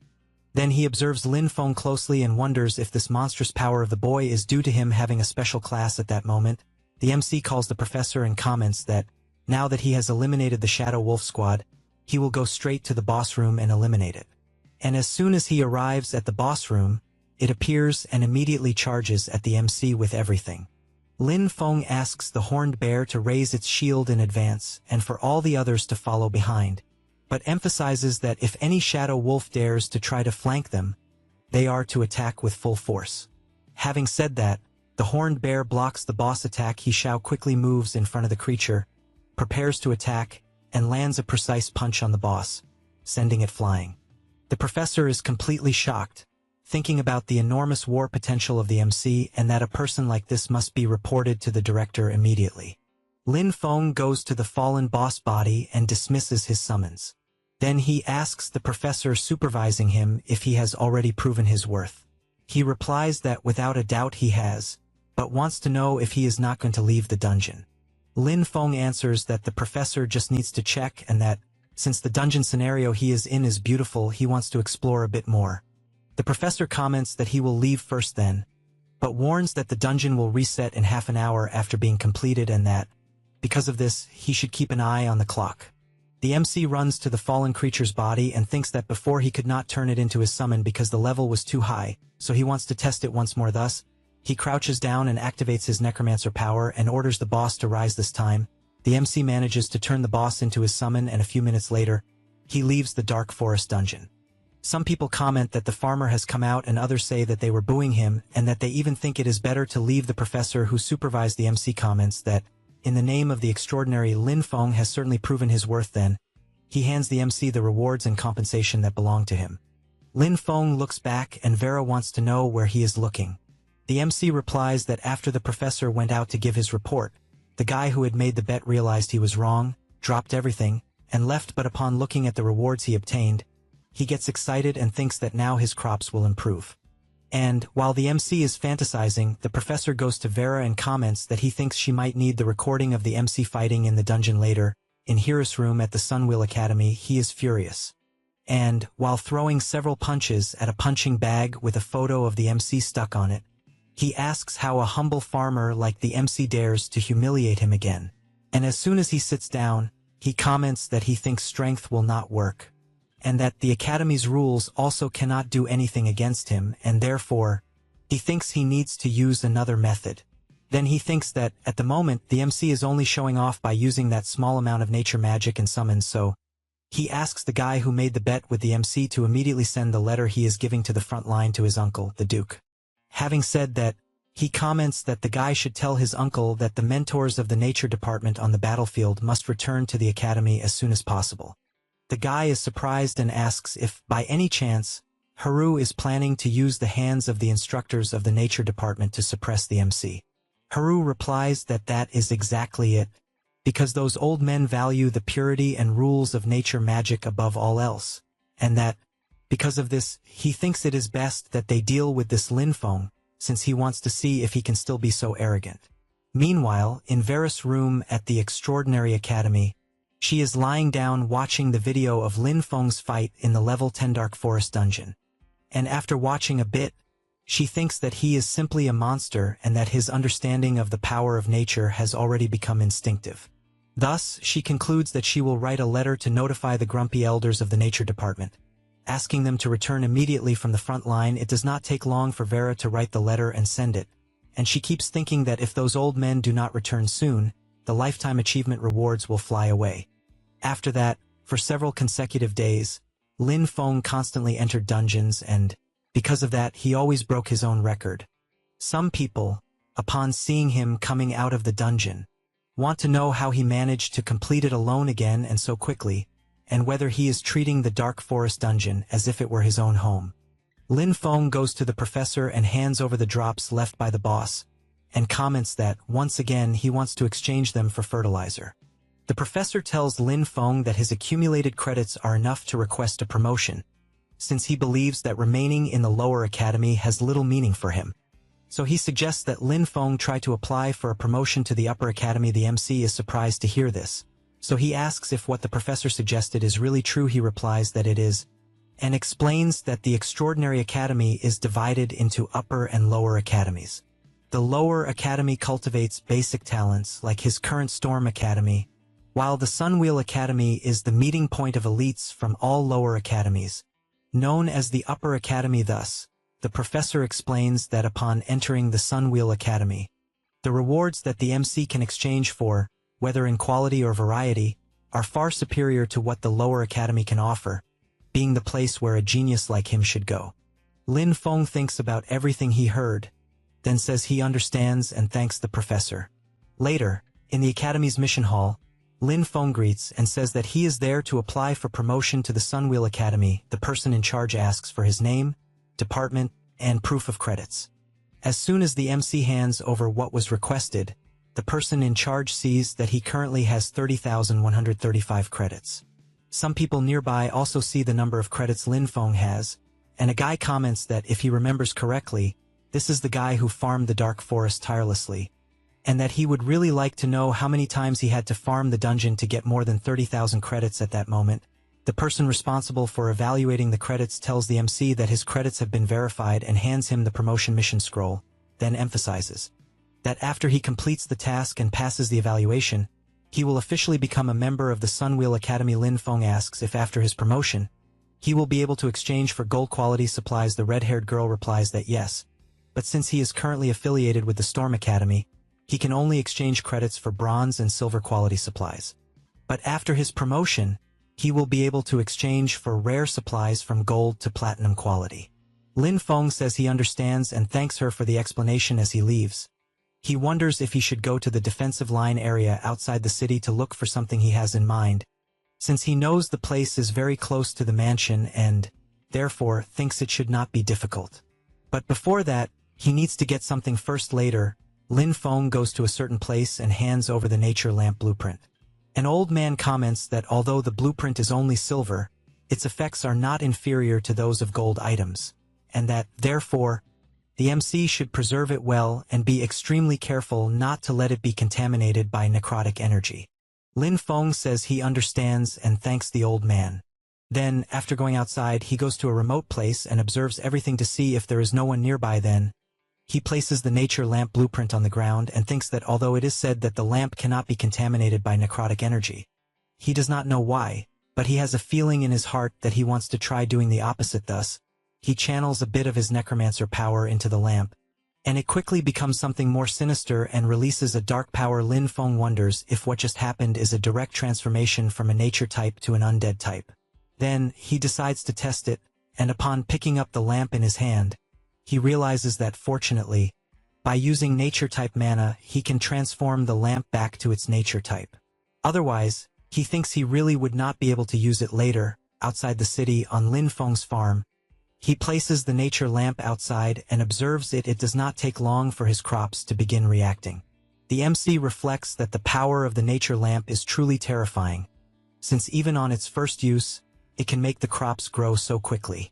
And while changing clothes, he wonders if there will be even more things like this in the Extraordinary Academy, and that, because of this, he thinks he needs to complete the promotion mission to the Upper Academy soon. And as soon as he passes through the portal, Yu appears and begins observing the nature lamp. Then, she goes to it and touches it. After that, Lin Feng arrives at the outskirts of the abandoned watchtower and thinks that this is the mission location, but keeps in mind that since it is a search mission, visibility is low, therefore it is better to be very cautious. Then he notices some footprints and wonders if someone has been there recently. Lin Feng crouches down, runs his finger over the ground and, upon observing, wonders who could have passed through there. But soon he hears a noise and looks up. Two guys are at the top of the watchtower, and one of them tells the other to go slowly because the young master said that they must get the item before Lin Feng arrives and make his mission fail. The other guy laughs and says that he found what they were looking for, but then he tells his partner to speak quietly because he thinks Lin Feng might appear at any moment. The other guy asks what his friend is afraid of because when the time comes, they can just use fire magic to burn the thing. Then he grabs the item and throws it backward and emphasizes that as soon as the item is destroyed, the MCS mission will be cancelled. However, little did they know that Lin Feng was under the watchtower and ended up catching the thrown item. The MC laughs, calls out to the two guys and asks if they think he should thank them. The two are in disbelief that the boy was already there, and one of them gives a huge scolding and punches his partner and shouts, telling him to retrieve what he threw from above immediately. Having said that, both of them rush at the MC, who in turn activates his farmer power and counterattacks quickly. The two guys are bound by vines, and Lin Feng comments that he thinks they should at least give an explanation.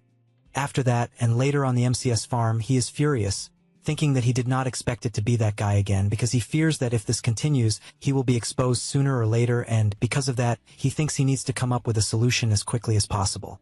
Then, he becomes very surprised by what he is seeing, since Yu Yi is holding the nature lamp in her hand and giving orders like a general. The summons are cultivating, plowing, and doing the heavy work. Lin Feng rubs his eyes to see if he is seeing correctly, and once he realizes that he is not crazy, he becomes excited, thinking that everything is completely automated. Meanwhile, in Hirus' room, a guy arrives informing his master that they sent people to search the watchtower, but that after some time they had no more news and only found traces of their mana at the location. So he thinks there is a high probability that they were eliminated. Hiryu throws a heavy punch at the wall and calls everyone he hired trash, since they cannot even handle something so simple. And, when thinking about Lin Feng, he becomes even more furious. Thus, he reflects that this damn brat dared to test him. Then, he asks the guy to contact the people from the Shadow Eclipse group and offer the highest reward for Lin Feng's life, because he has in mind that surely the one who eliminated Tuka was this boy. After that, and later in the Academy's mission hall, the MC is receiving congratulations for officially becoming a member of the Sun Will Academy. The instructor also hands over the uniform and the student identification badge. Lin Feng is happy and thinks that now that he has received the promotion, he will be able to earn more credits and more planting supplies. A few hours later, at the entrance of the Dark Forest dungeon, the MC hands over his identification badge and tells the professor that he would like to register for a solo entry into the dungeon. However, the professor says that this is no longer possible. Lin Feng is surprised and asks the reason, since it was previously allowed. The professor looks a bit embarrassed and explains that, according to the Academy's regulations, in order to reserve enough resources and promotion opportunities for lower academy students. Upper academy students are forbidden from challenging level 10 or lower dungeons. The MC becomes completely devastated upon hearing this, since now he will no longer be able to farm as he was doing before seeing the boy leaving in despair. The professor thinks that if he had not gone, the warehouse there would have been easily emptied. Lin Feng starts thinking that the most efficient way he had to farm supplies is over, so he wonders what he will do now. Then someone comes running and asks if the MC is the newly promoted one. He then introduces himself, saying his name is Ron, and asks if by any chance he is having trouble finding a suitable mission. Next, he says that his squad accepted a dungeon gathering mission and they are one person short.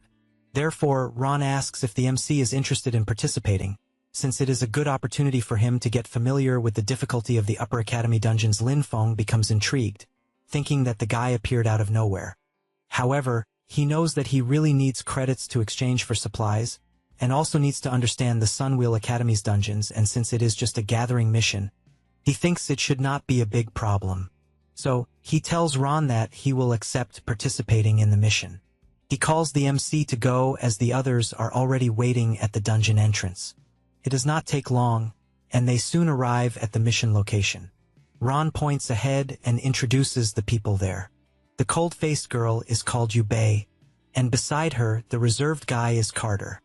Ron explains that their objective is to collect moongrass at the bottom of the forest, and that the mission requires 10 stalks, and that according to the intel, there are night elves patrolling the area, so everyone should try to avoid combat and focus on gathering. With that said, everyone passes through the portal already inside, and after walking deeper into the forest, they soon find the first moongrasses. Ron crouches to pick one, and comments that what he is collecting is their mission objective, and that he did not expect the search to be so smooth. However, some creatures appear heading toward them. Ron says it must be a night elf patrol, so he tells everyone to prepare for battle. One of the creatures prepares to attack, but is quickly restrained by one of Ron's squad abilities, who then starts attacking as well, preventing the night elves from getting closer. Next, he tells everyone to hold their positions, and for Lin Feng to use nature magic to harass the creatures, since night elves hate nature magic. The MC replies that he understands and quickly casts his vine. Some night elves are caught by the MC's ability, who does not stay still and pulls the trapped creatures. Ron takes the opportunity and attacks, eliminating the night elves that are trapped, but upon seeing that more creatures are coming, Ron calls for Carter and Yubei. She responds that she is ready, just like Carter, who quickly activates his power in the device he was carrying, and by slamming it hard into the ground, creates a huge fissure, causing the night elves to fall, but the MC did not expect this and nearly falls. Lin Feng tries to hold on at all costs and shouts, calling for the others. Ron crouches down, apologizes, and explains that what happened is that it is a new skill Carter just learned, and that he has not yet become familiar with it. Lin Feng becomes serious and asks if they are not planning to help him. Ron laughs and says that it is not that they will not save him, but since he has just been promoted to the upper academy and is already being stubborn and arrogant and went to challenge elite-level monsters alone, in the end, they will say that the MC tragically sacrificed himself and there was nothing they could do. Lin Feng is stunned upon hearing all this and asks if Ron is not worried about being discovered for trying to eliminate a student from the Sunwheel Academy. He explains that the Sunwheel Academy student identification badge has undergone special processing and can record powerful magical energy, and that after eliminating him, they would take his identification badge to record the elite monster's magic. Lin Feng remains shocked and asks if there is really no other way for them to find out what actually happened there. Ron says that they have done this many times and that they are already at a professional level. The MC replies that he understands and then lets go of the rock and begins to fall. Ron comments that, knowing he could not resist, Lin Feng voluntarily jumped to have a quick death. However, right after that, he becomes completely terrified by what he is seeing, as the MC managed to get out of the pit with the help of his summons and asks if they are ready to face his legion. With that, he summons his troops and completely surrounds Ron's group. Yu makes a little heart for them, but then unleashes her powerful water attack on them. Ron is badly injured and, as he tries to get up, asks if Lin Feng is actually a necromancer. After all, the MC asks if those will be Ron's last words. He calls Lin Feng to talk, saying that in fact they have no conflict, and then reveals that the one who planned all of this was Haru and therefore thinks Lin Feng should let them go and that they know they acted wrongly. The MC says that it is not that he knows he was wrong, but that he knows he is going to be eliminated. Ron continues saying that Haru always believed that it was the MC who eliminated Tuka, but that he can help testify against Haru. Lin Feng asks who this Tuka is. Ron becomes embarrassed and says nothing. The MC signals to his summons and makes it clear that this no longer matters. With that, he covers his ears because of the explosion of attacks that his summons are unleashing against Ron's group. Completely defeated, Ron, with the rest of his strength, says that he curses the MC to have a horrible death. Lin Feng steps on his face and emphasizes that his good days are only just beginning. With that, he turns his entire team into his summons. Then, the MC wonders whether undead transformed from humanoid creatures naturally possess higher intelligence than other creatures. And, as he picks up all the identification badges, he thinks about the magic of those night elves from before and concludes that apparently, he does not need to deal with the consequences since everyone has been eliminated, but that it is still better to go back and report. Then, he walks toward the portal to leave the dungeon. But, when trying to leave, he is surprised as something is preventing him from exiting. Lin Feng observes the portal and soon sees the system notice, informing that the special item Pasture of Regret has taken effect and that before the dungeon is cleared, the exit cannot be opened. In addition to the fact that in the dungeon where the MC is, all his attributes have increased by 200 at that moment. A sinister creature appears in the middle of the forest and charges straight at the MC, who is immediately very surprised by what he is seeing, as a huge man riding a large horse has just arrived in front of him. Lin Feng becomes thoughtful, but soon calls his new summons and reflects that it should not be that difficult to deal with this. With that, he orders his summons to attack. Ran quickly charges forward and strikes the huge horse. Then Carter prepares his power and launches it. The horse becomes frightened upon seeing a power surrounding it and ends up throwing the man off. Yubei takes advantage of the opening and moves in to attack. She jumps onto a tree branch and delivers her strike, hitting the enemy directly. While eating a banana, the MC thinks that this time his summons have more instinct and are even capable of coordinating with each other, but that even so, it still feels like something is missing. The creature looks at the MC and asks how he is able to use the power of necromancy. Lin Feng is surprised by the sudden question, but soon laughs and says that he would not be able to understand and orders his summons to eliminate him. With that, the horned bear lands a critical blow, and as soon as the creature drops to its knees on the ground, the horned bear finishes him off. Lin Feng sees that the dungeon completion progress is at 50, so he wonders if the dungeon he is in is actually a double boss system, and that apparently, he will have to keep moving forward through the area. After some time, in the central area of the forest, the MC keeps running until upon reaching a certain place, he is surprised as he stands before a kind of dark altar. At that moment, a night elf appears asking why the MC dared to step on sacred ground. He asks how she is able to speak his human language, and if she does not answer, he will start the fight right away. This is the Guardian Xavier, level 18, who remains silent without answering the MC's question, but prepares her power and attacks. Lin Feng receives a system notification informing that he is entering combat mode, and that the Spore Domain effect is active and all Shadow-type units that are not undead suffer Spore erosion damage every 3 seconds, and that the Decay effect stacks and the MC has already accumulated the effect of Past Regret. Now, his summon units regenerate 1 mana energy point per second. Lin Feng wonders if this does not mean that in the dungeon he is in, the undead he summons can maintain their existence without consuming his mana. Then, he gives a slight smile and, thinking about the effect of Past Regret, believes that at least one good thing has actually happened. With that, he summons his units and orders them to eliminate Guardian Xavier. Meanwhile, outside the dungeon, a man is thinking that even if Ran and the others cannot defeat the MC, there is still the final boss. And that although the effect of Past Regret can increase all attributes and boost mana regeneration, its real function is actually to lock the dungeon, so he knows that with a boss of that type existing, even if all attributes were increased by 400, it would be impossible to defeat it. With that, he becomes excited and imagines that just thinking about it makes him very happy. A few minutes later, inside the dungeon, a huge explosion is happening. Yu Yi emerges from the smoke dragging Xavier by the hair. Meanwhile, the MC continues eating his banana. The MC's summon brings the Guardian closer and drops her on the ground. She looks at He Xiao and asks why he betrayed her. The summon is surprised by the question and gestures with his hand, Asking if Xavier is talking to him, she becomes nervous and says that he destroyed someone's nursery and that this same person will come looking for him. However, as soon as she finishes saying that, she loses consciousness at that moment. An explosion happens in the cave ceiling and a beam of light falls onto the Guardian's body. Then, the MC receives a system notification informing that he has completed the dungeon in 2 hours and 17 minutes, setting a new record, and the reward will be calculated. Lin Feng thinks that the dungeon was not that difficult and that he is even feeling stronger. Then he notices a black egg and becomes intrigued, wondering what it is. As soon as he approaches the egg, the system informs that it is a chthonic demon embryo, a mythical great item, but that it is inactive, being a seed of life left behind after the fall of an ancient chthonic demon, but that it requires specific conditions to hatch. The current state is dormant, but there is a strong detection of death aura.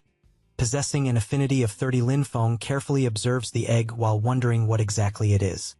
A few minutes later, he takes out a storage ring and begins storing the egg. Then, he goes to the portal and sees that he can now return. However, before leaving, he walks over to the Guardian and thinks that if he converts her into a summon, it may consume a lot, but he knows that after the conversion, she should be at least at the same level as He Xiao. With that, he orders her to rise. Xavier begins to transform into one of the MCS summons and soon says that she is at his disposal.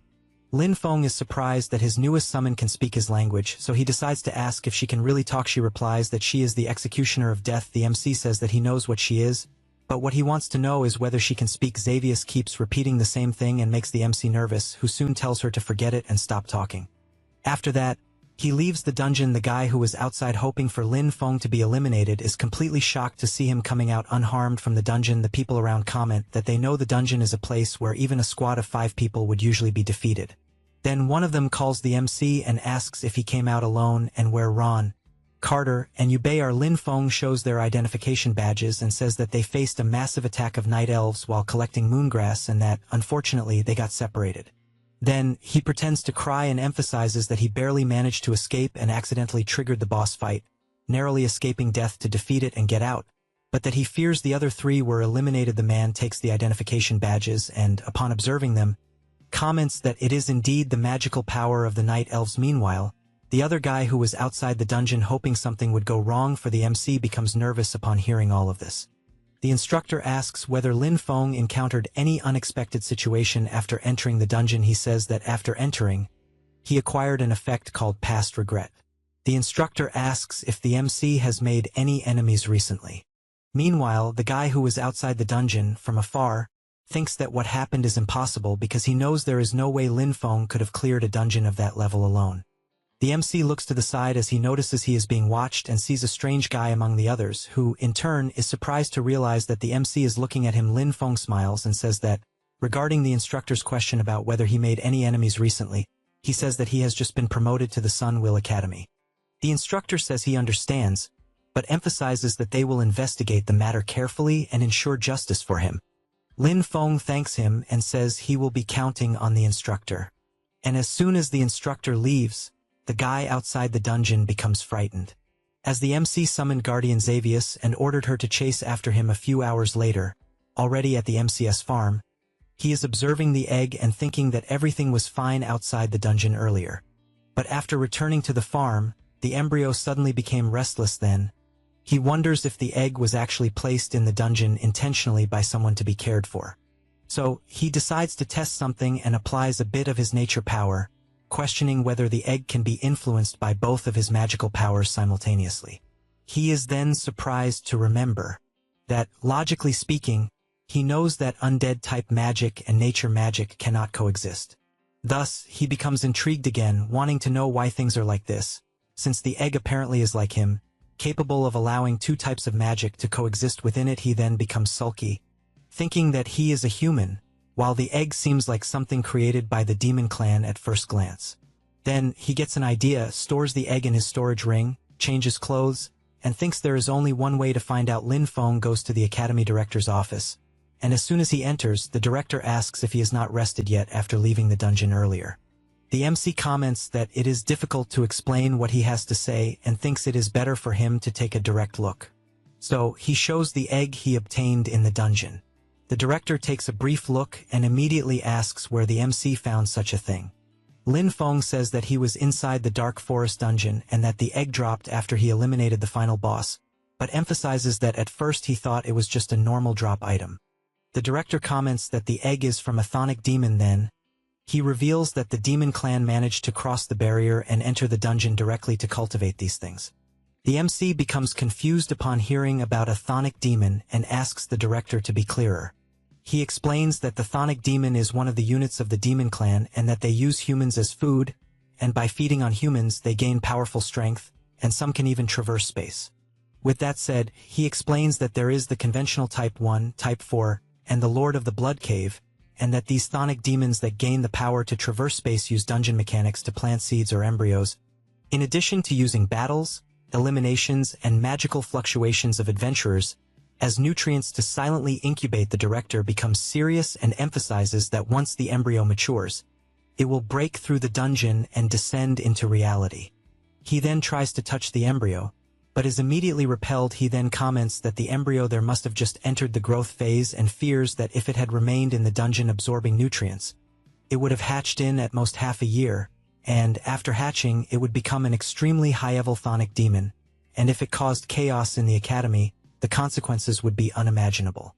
But what intrigues him the most is that this type of embryo hides extremely deep, and unless there is a similar aura, it usually does not appear. So he asks if the MC understands what they are talking about. Lin Feng immediately becomes worried, thinking that he ended up slipping in the end, but the director laughs and says it is fine, and that he will not provoke him, since he rendered a service by handing it over in a reasonable and rational manner, and therefore he will not do anything to him since everyone has secrets, and the Academy respects that, as long as he does not harm the Academy or violate the basic principles of humanity, the Academy is willing to give geniuses space to grow. However, the director comments that he will need the MC's promise, that no matter what power he possesses, he must remember that he is a student of the Solar Will Academy and a member of humanity. Lin Feng thanks the director and swears that he will keep such a secret. Thus, the director stands up and pats the MC on the back a few times, while saying that this is how it should be said. Then, the director takes a territory flag and explains that it is a reward for delivering the embryo and also an investment in his potential, and that if he plants it in a place the MC trusts, the flag will be able to deploy a primary territory barrier with a radius of 500 meters and can achieve a certain degree of terrain modification. As soon as Lin Feng takes the item in his hand, he is completely amazed at feeling the incredible power of the law and comments that his farm needed exactly something like this. The director tells the MC that if there is nothing else, he should go back and rest first, as he will send someone to take care of the matter they discussed.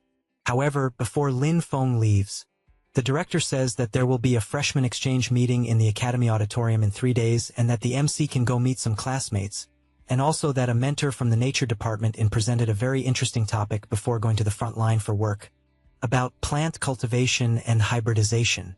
Lin Feng looks at the flag and starts thinking about hybridization since he has in mind that before he simply placed undead and plants together, but he wonders what would happen if he fully hybridized them after that. Already the next day at the MCS farm, he goes to a spot on his farm and places the territory flag on the ground. It does not take long for a powerful energy to emerge, which leaves Lin Feng quite surprised and thinking that after using the territory flag, the concentration of nature magic around is increasing.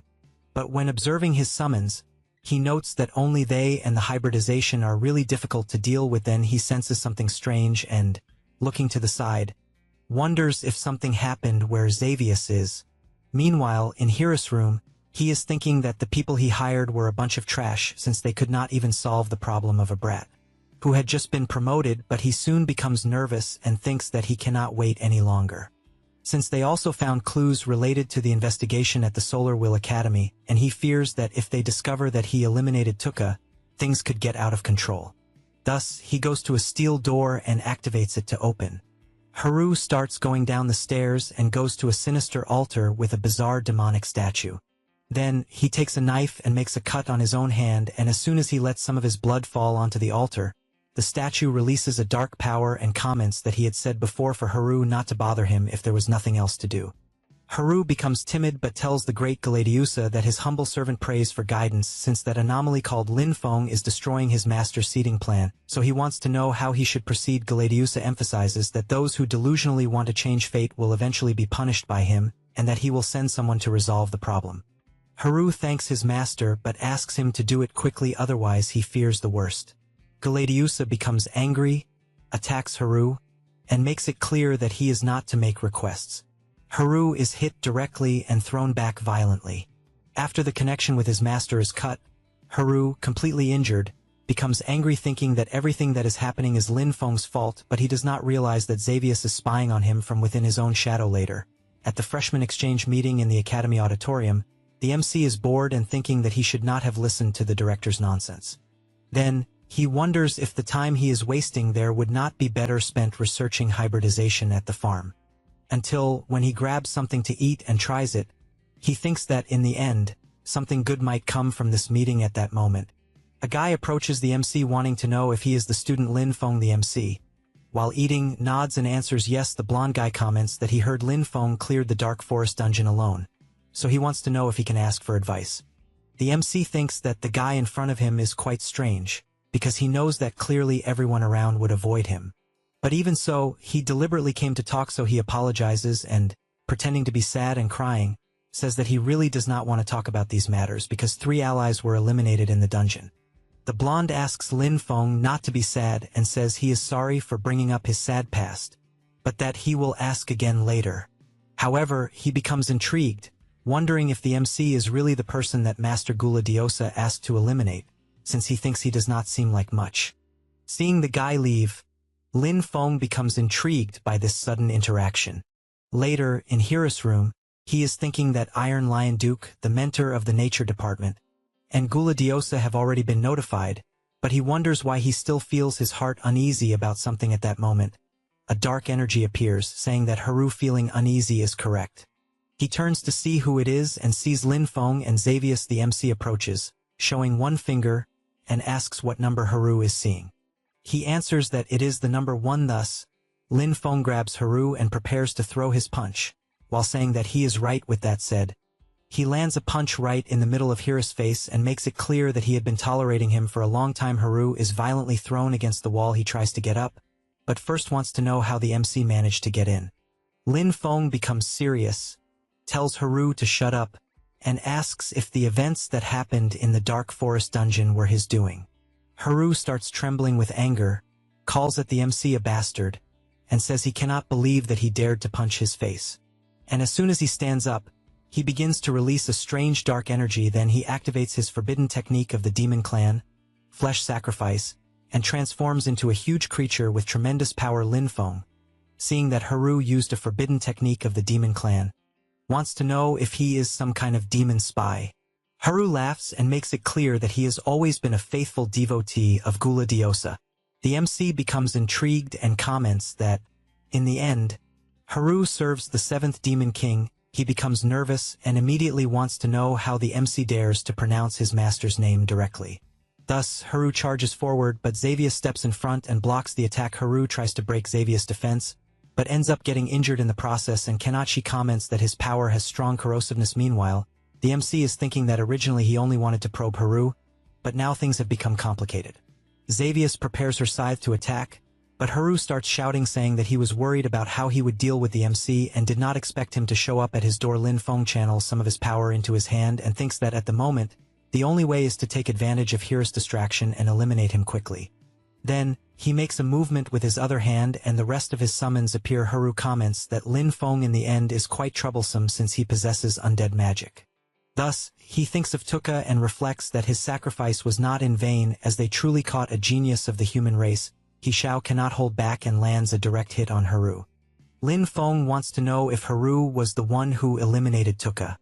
He begins to chant and then shouts that he respectfully welcomes his master's will to descend upon his body. A magic circle is created between him and the MC, and Haru tells them to tremble and welcome the descent of the Demon King Gladiusa. One of the Demon Kings appears and Haru kneels, calling for his master. However, Gladiusa, while punching Haru, wants to know how a mere ant dares to speak his true name. Haru becomes confused by his master's attitude. Meanwhile, the MC does not care at all and immediately orders his summons to eliminate the Demon King. Hishao prepares his ability and as soon as it is ready, fires. Gula-diosa is surprised and wonders if Hishao was really defeated but soon has to defend himself to avoid being hit. Gula-diosa looks at Haru and thinks that since the summoner is very fragile, his mana cannot sustain the defensive formation. Thus, he extends his arm toward Haru and begins to absorb the power he gave him. After completely taking his life energy, he comments that now he can fight the MC for real. Lin Feng has in mind that even if all his summons appear together, he thinks they probably will not be a match for Gula-diosa and that, because of that, he knows facing him head-on is definitely not a wise move. Then he looks at Hiru's weakened body and at the summoning magic circle he created and gets an idea of what he can do. Next, the MC calls Gula-diosa a foolish member of the demon clan and comments that, since he knows he is a necromancer, he found the duel challenge interesting. With that said, he orders his summons to attack. Gula-diosa asks if this is how a mere human tries to provoke him because if it is, he finds it pathetic, then launches his attacks. Xavius prepares her skill as does Yu-Yi, but before they could finish they are struck by Gula-diosa's attack, who comments that the MC's other summons are quite weak, but that he is starting to doubt how he dealt with Hishao, and as soon as he grabs Lin Feng by the arm, he says that before he is eliminated, he will allow him to say his last words. With that said, he calls the MC a pathetic successor and emphasizes that he understands nothing about the power of the undead. Lin Feng laughs and says that it is Gula-diosa who does not understand the power of the undead, then explains that he had already realized that after he appeared, he chose to drain Hiru's mana but left him alive, and that the mana for the formation that summons him also decreased a lot, and because of that, he thinks his summoning still has limitations. With that said, he makes it clear that he definitely bet correctly since he bet that if he turned Haru into one of his summons, something would happen to him as the summoning is undone. Gula-diosa calls the MC a damned brat and swears he will never forget him as soon as the Demon King disappears. Lin Feng thinks he will be waiting eagerly a few minutes later. Some people arrive at the place and, while hidden, want to know what just happened. The MC notices their presence and immediately runs away to avoid being discovered.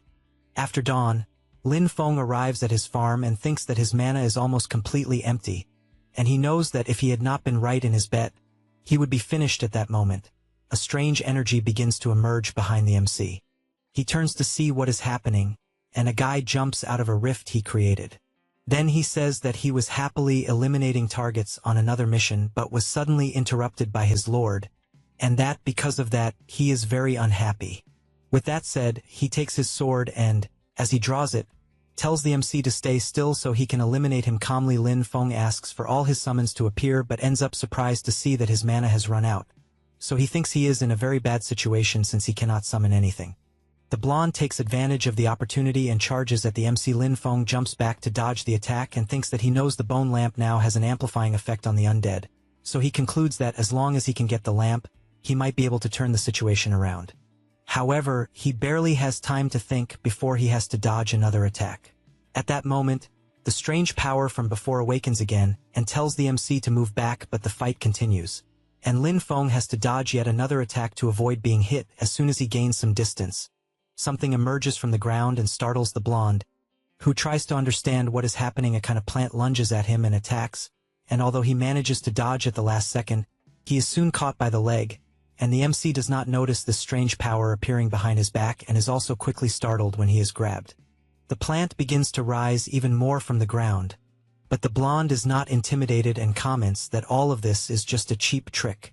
With that, as he spins his sword, he activates mana infusion and then a swordsmanship skill of extraordinary beauty and charges forward, cutting one of the plant's tentacles. But when he turns around, he sees the MC running away and, for some reason, recalls a certain person as he watches the MC fleeing. Then he starts thinking about his past, when Gula-diosa was telling him to abort the current mission and stop chasing the guy. At the time, he was intrigued and told his master that the man who was fleeing was a noble, who was part of their plan, and that if he did not eliminate him at that moment, once the man attracted the repair team, he would do the same anyway. However, Gula-diosa wanted to know if the blonde was daring to question his decision. Faced with his master's monstrous power, he fell to his knees. and while trying to resist such crushing pressure, Guladeusa told him to follow his mark, as it would lead him to find and eliminate the man he was pursuing upon receiving his master's mark. The blonde said he understood and that he would try to do everything possible after remembering that and seeing the plant coming at him. He conjures his flames and wonders if the power he is seeing is from the farm from before. With that, he launches his attack and a huge explosion occurs. Then, the blonde calls the MC a traitor and as he prepares to go after him, makes it clear that trying to run away will not be so easy this time. Thus, he starts chasing the MC, but soon has to dodge several simultaneous attacks from the strange power. However, that is not enough to stop him from continuing after Lin Feng, and as he gets close, he leaps to grab him. The blonde laughs, grabs his, and says it is over. Lin Feng laughs and agrees with his opponent, then takes out the nature lamp, but is soon startled to realize that a necromancer's mana is not enough to activate the bone lamp. On the verge of being eliminated, he shouts that he does not care about that and asks the lamp to light up. As he channels his spiritual farmer power into it, the lamp begins to react, which worries the blonde at that moment. A powerful energy bursts around Lin Feng's farm and several plants and trees rapidly grow around, quickly restraining the MCS opponent. The blonde becomes nervous as he is being trapped by nature-type magic, but by exerting more strength, he manages to free himself and then activates his master's mark. Now the blonde has borrowed a portion of his master's power and once again charges at the MC. Lin Feng releases even more of his nature-type power, and a summon appears at his He Shao with a completely different appearance than usual. As soon as the blonde gets closer, the summon unleashes its tremendous power. A clash of abilities occurs and immense power echoes throughout the area, but due to the overwhelming strength of the MCS summon, it completely shatters the blonde's sword and quickly prepares again. The blonde is shocked upon realizing that the new summon is actually He Shao. Lin Feng orders his summon to end this once and for all. He Shao charges forward, grabs the blonde's head, and without any mercy, completely eliminates him. Very exhausted, the MC falls to the ground, then lies down and thinks he has reached his limit, and soon after, faints, and He Shao watches him in the nature lamp. Then, the MCS summon takes a deep breath and returns to its undead form. Elsewhere, far away, a caravan is marching. Inside the carriage, two men are talking, until at a certain point in the conversation, one of them finds something strange and looks out the carriage window to see what is happening. A strange nature-type power appears, surprising everyone, and this power enters the carriage and soon leaves. The red-haired man cannot believe what just happened, until one of the soldiers goes to him to ask if something is wrong, but he remains intrigued and thoughtful, saying nothing. Back at the MCS farm, the energy that went to the escorted carriage appears there. One of the men who was inside the carriage is brought to the MCS farm.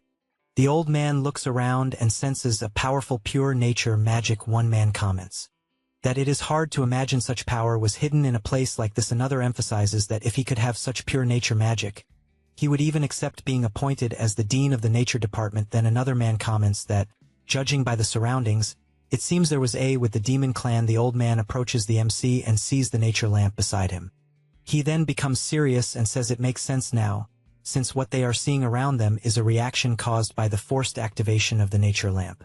With that, he kneels down and begins trying to heal the MC. Meanwhile, Lin Feng is in a completely different place, wondering if he is inside his own consciousness. As he looks at a core, he realizes that everything around it feels gentle and soft and that it might be his own power. Then he looks to the other side and sees another core, and as he tries to touch it, he wonders if it could be the Necromancer power. But he is soon repelled by the core, which leaves him quite intrigued, trying to understand what is happening, and whether the Necromancer power is actually not under his control. At that moment, something begins to happen in the core and it starts taking shape, and suddenly He Shao appears and the MC asks if he did not die. He Shao replies that he did die, but makes it clear that thanks to the MC, he was able to understand the true meaning of death. With that, he begins to release a strange energy and advances toward Lin Feng. Then he grabs him, and the MC starts shouting, saying he cannot break free. He Shao laughs and says he will eliminate him to take his body and that when that moment comes, he will be reborn once again. However, something strikes He Shao's back, and he turns around angrily, asking who dares to interrupt him. A strange plant tentacle appears and strikes his back again, and without stopping, keeps attacking He Shao, who is soon forced to drop the MC to the ground to defend himself. He becomes furious upon realizing that what is attacking him is a type of nature power. Then he grabs Lin Feng again and slams him hard onto the ground, and something happens to both of the MCS powers, causing them to separate for a few moments. But it does not take long before they come back together. Then Lin Feng slowly opens his eyes and thinks it was close, and since there was little necromancer power, he did not think He Shao had enough power to go any further. However, he realizes that He Shao inside his consciousness was hidden within the undead magic, and that he is actually a hidden danger. Then, as he looks to the side, he hears an old man commenting to the others that he checked the MC, and that he severely overexerted his mana and suffered slight internal shocks to his organs. And aside from that, it is nothing serious. One of the men notices that the MC has woken up and quickly informs the old man. Another man says that he checked the surroundings, and that it is indeed the aura of a high-level member of the demon clan, with strength at least above level 20. Then, they place the MC on a stretcher and say that his surgery was a success. One of the men asks if the MC eliminated a member of the demon clan. He becomes startled when he sees that many people are watching him and waiting for him to say something. So he concludes that the origin of the people there is unknown and that it is better to say less. The old man calls the MC a child and tells him not to be nervous, but he thinks that the nature magic in the MC is indeed far too pure, and wonders if he might be the person Vera had mentioned. As soon as they check the clothes and identification information, they ask if Lin Feng is from the Sun Will Academy. Then the old man takes something from his clothes and says that everyone there are instructors from the nature department of the Extraordinary Academy. Lin Feng gets off the stretcher, introduces himself, and greets his instructors. At that moment, the rest of the people who were traveling in the carriage arrive at the MCS farm. The red-haired man calls out to Master Seymour and asks what happened there. The old man says that there was an invasion by a member of the demon clan. But fortunately, that member was eliminated by the MC from the Sun Will Academy. The red-haired man gets excited upon hearing this, goes up to Lin Feng, and emphasizes that true heroes arise from youth. Then, as he turns around, something catches his attention. And while observing the broken sword on the ground, he thinks that it could only have belonged to a certain person. Seymour places his hand on the red-haired man's shoulder and asks if he discovered something. He replies that he did not and says he was just thinking about how they fight desperately on the front lines to resist the demon clan. But he did not expect that a member of their clan could still infiltrate from the rear. Seymour says that the matter has already been resolved and suggests that they return to the academy first. However, the old man asks one of the instructors to take Lin Feng along as well, as they will need the director to give an explanation a few hours later. As soon as they arrive at the director's office and recount what happened, he says he is aware of the matter they reported, and that the school will strengthen management from now on, and that they will also send 3 additional patrol teams to investigate. Seymour grabs the director by his clothes and says that he only panics when death knocks on his door, and that he only looks for a bathroom when he has already soiled himself. Then, he starts shaking the director back and forth and asks what use a director like him is. Lin Feng covers his face so he does not see their little quarrel. The director tells the old man that student Lin Feng is still there and suggests he take it easier. Seymour says that admiring wolf culture is one thing and letting students run free is another, but letting a student eliminate a member of the demon clan is going too far. The director calls Lin Feng and says that he eliminated a member of the demon clan on his own, and prevented their potential infiltration sabotage operations. Then, he emphasizes that his achievements are significant and that because of this, the Academy will reward him with a fragment of the heroic spirit. Lin Feng takes the item but asks what its use is. The director explains that a fragment of a heroic spirit is the remnant of the will of an ancient hero, and that it seems he has already obtained one of these fragments in a dungeon. With that, he explains that 2 fragments from the same source represent heroic spirits attracting each other and merging, and that this can awaken the projection of a heroic spirit to become his assistant. But the most important thing is that such a heroic spiritual projection has no restrictions. Lin Feng looks at the fragment in his hand and says that the next time he faces a situation where his mana is exhausted, he will have the strength to fight. Thus, he takes the other fragment that was stored in his clothes and merges it with the one he just received. Immediately, a projection of a heroic spirit is created, and this projection kneels and introduces himself, saying that he is General Guan Yu and that he greets his summoner. The director becomes intrigued by the projection he is seeing and soon wonders who he is. Then, he begins to search for information in a book, and when he finds nothing, he becomes even more intrigued, wondering why the heroic spirit that just appeared there is not in the history books. A few hours later, still in the director's office, after the spirit makes some demonstrations, Lin Feng approaches the spirit and orders him to return. Then he goes to the director and Seymour and thanks them both. As he leaves the director's office, the old man calls out to Guoding and says he needs to take the MC with him, since the purity of his natural mana is something he has only seen once in his life, and he believes that with some cultivation, he will certainly achieve greatness in the future. The director takes a deep breath and asks Seymour to let Lin Feng choose for himself. Meanwhile, the MC is thoughtful and, remembering the battle he had earlier with the blonde, concludes that he is still very weak and that when facing truly strong enemies, he knows his methods are limited and his endurance is not enough, so he concludes that he needs to improve his strength as quickly as possible, otherwise he believes he will not even be able to cultivate in peace.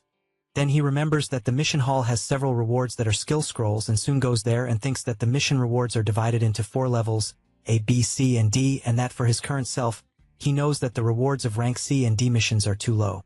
Then he looks at the first mission, where he needs to eliminate the pack of demonized wolves in Eagle Rise Canyon. The threat level is rank B and the reward is to choose a nature or elemental skill scroll of grade B. The mission requires a team of 5 people with an average level of 15. The second mission is to explore the ruins of the ancient Mage Tower, located below the 3rd floor, and the threat level is rank A reward, 3 random fragments of grade A skill scrolls, with the requirement of at least 1 high-level rune master and a team of 4 members. The third mission is to escort supplies to the eastern border of Iron Rock City. The threat level is rank B. Reward, 1 general grade B skill scroll and 100 military merit points. The mission requirement is a team of at least 2 people who must possess certain field survival capabilities and fire-type combat ability. Lin Feng chooses the third mission, and reflects that, if he is not mistaken, Iron Rock City is a very important military city, and that he has heard that due to the long presence of troops, they developed a unique military cultivation method and can produce food and medicinal plants efficiently in arid lands and hostile environments. He becomes excited, thinking that if he can learn such a method, things may turn in his favor. However, he remembers that the requirement of the mission he chose is that the team must have at least 2 people and one of them must possess a fire ability. So he wonders where he will find such a person. At that moment, some people start talking loudly in the mission hall. Lin Feng turns to see what is happening and ends up seeing Ailing. She is furious, saying that it was because the blonde girl made fake potions for her that she attacked her. The blonde girl, in turn, says that Ailing hit a certain person and emphasizes that if she does not compensate with 1 or 2 gold-level items, she will not let it go. The people around comment that it is the same gang as always and that it is already the 3rd time just that month that they have fought among themselves. Ailing asks the blonde girl to return her bare gallbladder item, but she points out that Ailing already drank the strengthening potion and that once consumed, it is over. Ailing takes her weapon and prepares for combat. The blonde girl asks if Ailing really has the courage to pick a fight and calls on everyone around to see how irrational she is being. Meanwhile, Lin Feng is paying attention to how this conversation will unfold at that moment. The blonde girl points at Ailing and asks everyone around to look at her and says that she entrusted her with making a strengthening potion, but after drinking it, she refuses to acknowledge the debt. With that, she emphasizes that Ailing insists that she diverted her materials. Then the MC appears saying that the blonde girl diverted money. She observes Lin Feng carefully and then asks if he is from the Sunwell Academy but points out that he can eat without caring about what he sees. However, he cannot speak without caring about what he sees. Since she worked very hard, Lin Feng channels a bit of his nature power and the blonde girl becomes startled. Expecting to be attacked then, she becomes confused when she sees that Lin Feng did not attack her, but instead, he made a cut in the pouch she is carrying, and Ailing's bare gallbladder comes out. The people around comment, upon seeing Ailing's item, that the blonde girl was indeed scamming newcomers. She becomes nervous, points her finger at Ailing, and shouts, saying that this time a senior student from the Sunwell Academy defended her, but swears that next time she will not be so lucky. However, as she tries to leave, the MC stops her and then asks her to return the bare gallbladder as soon as he gets the item. The MC asks if it is the same bear gallbladder from last time. Ailing answers yes and says she was saving it for him, but after losing to him last time, she felt a bit reluctant and thought about turning the item into a potion to improve herself. Lin Feng throws the item to her and makes it clear that he had said he gave it to her. Since the improvement from the bear gallbladder for him is not as great as he imagined, Ailing becomes happy and thanks the MC for his generosity. He says she does not need to be grateful, but if she still really wants to thank him, she should help him find someone who has fire-type ability. However, the MC comments that if he is not mistaken, she is fire-type and asks if he is correct. She answers yes. Thus, Lin Feng becomes excited, thinking that in the end, it did not take long to find someone to do the mission. Then he goes to the mission staff and requests the mission he had chosen earlier. The staff hand over his mission items and ask both of them to keep them safe. Lin Feng watches the item he just received and thinks about the planting method, since upon completing the mission, he will obtain a skill scroll. Later, at the residence of Count Iron Lion in the secret chamber, the Count is informing someone that his two nephews, Haru and Tuka, were eliminated. With that, he reports that the Academy's police team carefully suppressed the news, and that at the moment, they have not discovered who the culprit is. The person the Count is talking to asks if he called him just to inform him of that. The Count clenches his fist tightly and emphasizes that the person he is talking to promised that as long as he provided information about the frontline defenses and covered up his infiltration, he would support him in taking that position. Then he becomes nervous and says that now, because of the defeat in the war, he has already been demoted from Duke to Count because of that old thing. Then he emphasizes that his military power was destroyed, his fief was reduced by half, and at the moment he could not even protect his two nephews, so he asks where the help that was promised to him is. The mysterious person makes it clear to the Count that the situation on the battlefield is quite unstable, and that they also suffered losses. But regarding the deaths of the Count's nephews, he thinks that it is their incompetence, since if the Count had sacrificed Haru and Tuka together according to the initial plan, he asks whether things would have reached this point. The Count tries to argue something, but the person he is talking to raises his hand, interrupting him, and the Count becomes frightened. Then the mysterious person emphasizes that Gladiusa only wants results. The Count says that since he opened the back door for them on the battlefield, that old thing has been watching him, so he asks how else they expect him to help. The Shadow makes it clear that this problem is and tells him not to forget it. Then he gets very close to him and emphasizes that the group from the nature department cannot save him. The Count is left speechless, thinking that he is in a very problematic situation. The creature turns around and leaves, saying that if the Count continues trying to rely on the power of the nature department to break the curse, it will only cause him to be eliminated faster. He says that and leaves. The Count, quite frightened, thinks that they have a project in Iron Rock Town and that he needs to remember to transfer the garrison when the time comes. The very next day, on the mountain road to the city of Iron Rock Town, Lin Feng is traveling with Ailing to carry out his mission when something catches Ailing's attention. And as soon as she turns around, she sees a huge shadow wolf right behind them. She does not feel intimidated, grabs her weapon and charges at the beast. It does not take long, and Ailing easily defeats the shadow wolf. However, she finds something strange and comments to the MC that she thinks something is wrong, since it is already the third creature they have eliminated in less than an hour. Lin Feng asks why she thinks that. Ailing explains that Iron Rock Town is an important military center and that there are regular troops for clearing and patrol in the area. Having said that, she emphasizes that under normal circumstances, in an area close to the main road like the one they are on, even demonic wolves, much less large wild beasts, are rare. But at the moment, since they entered that mountainous area, they have already encountered 3 waves of attacks, which is very abnormal. Lin Feng crouches down, placing his hand on the ground, and activates his power to see if he can discover something. Then he stands up and says that the plants around did not detect any anomaly, but points out that regardless of that, they need to pick up the pace and try to reach the outskirts of Iron Rock Town before it gets dark. Having said that, both set off at full speed. A few hours later, on the outskirts of the city, Lin Feng is quite surprised, wondering if what he is seeing are the suspended terraces, because if so, he thinks it is truly something spectacular and that he will take care of the planting method. But Ailing asks him to wait a moment and comments that the surroundings are too quiet, since this is an important military center. Therefore, Ailing asks Lin Feng to prepare for combat, and that they will need to advance cautiously. As they walk a bit further, They pass through an alley and come across an armed man lying on the ground. Lin Feng touches the man and realizes that he is dead. And as they walk a little more, they see several soldiers lying on the ground. Ailing is intrigued, wondering how this could be happening, since in Iron Rock Town, there is a garrison of 3,000 men and a defensive formation. Until she is surprised by something, as she is seeing some creatures from the demon clan around a type of altar. Lin Feng does not like this at all, and while they watch from a distance, the demon clan creatures begin to do something at the altar. Ailing comments that she thinks they are setting up some kind of magical formation and that she cannot let them finish, so she emphasizes that she will distract them for the MC to take the opportunity to destroy the altar. Lin Feng places his hand on her shoulder and says that the creatures ahead are all members of the demon clan and are around level 35.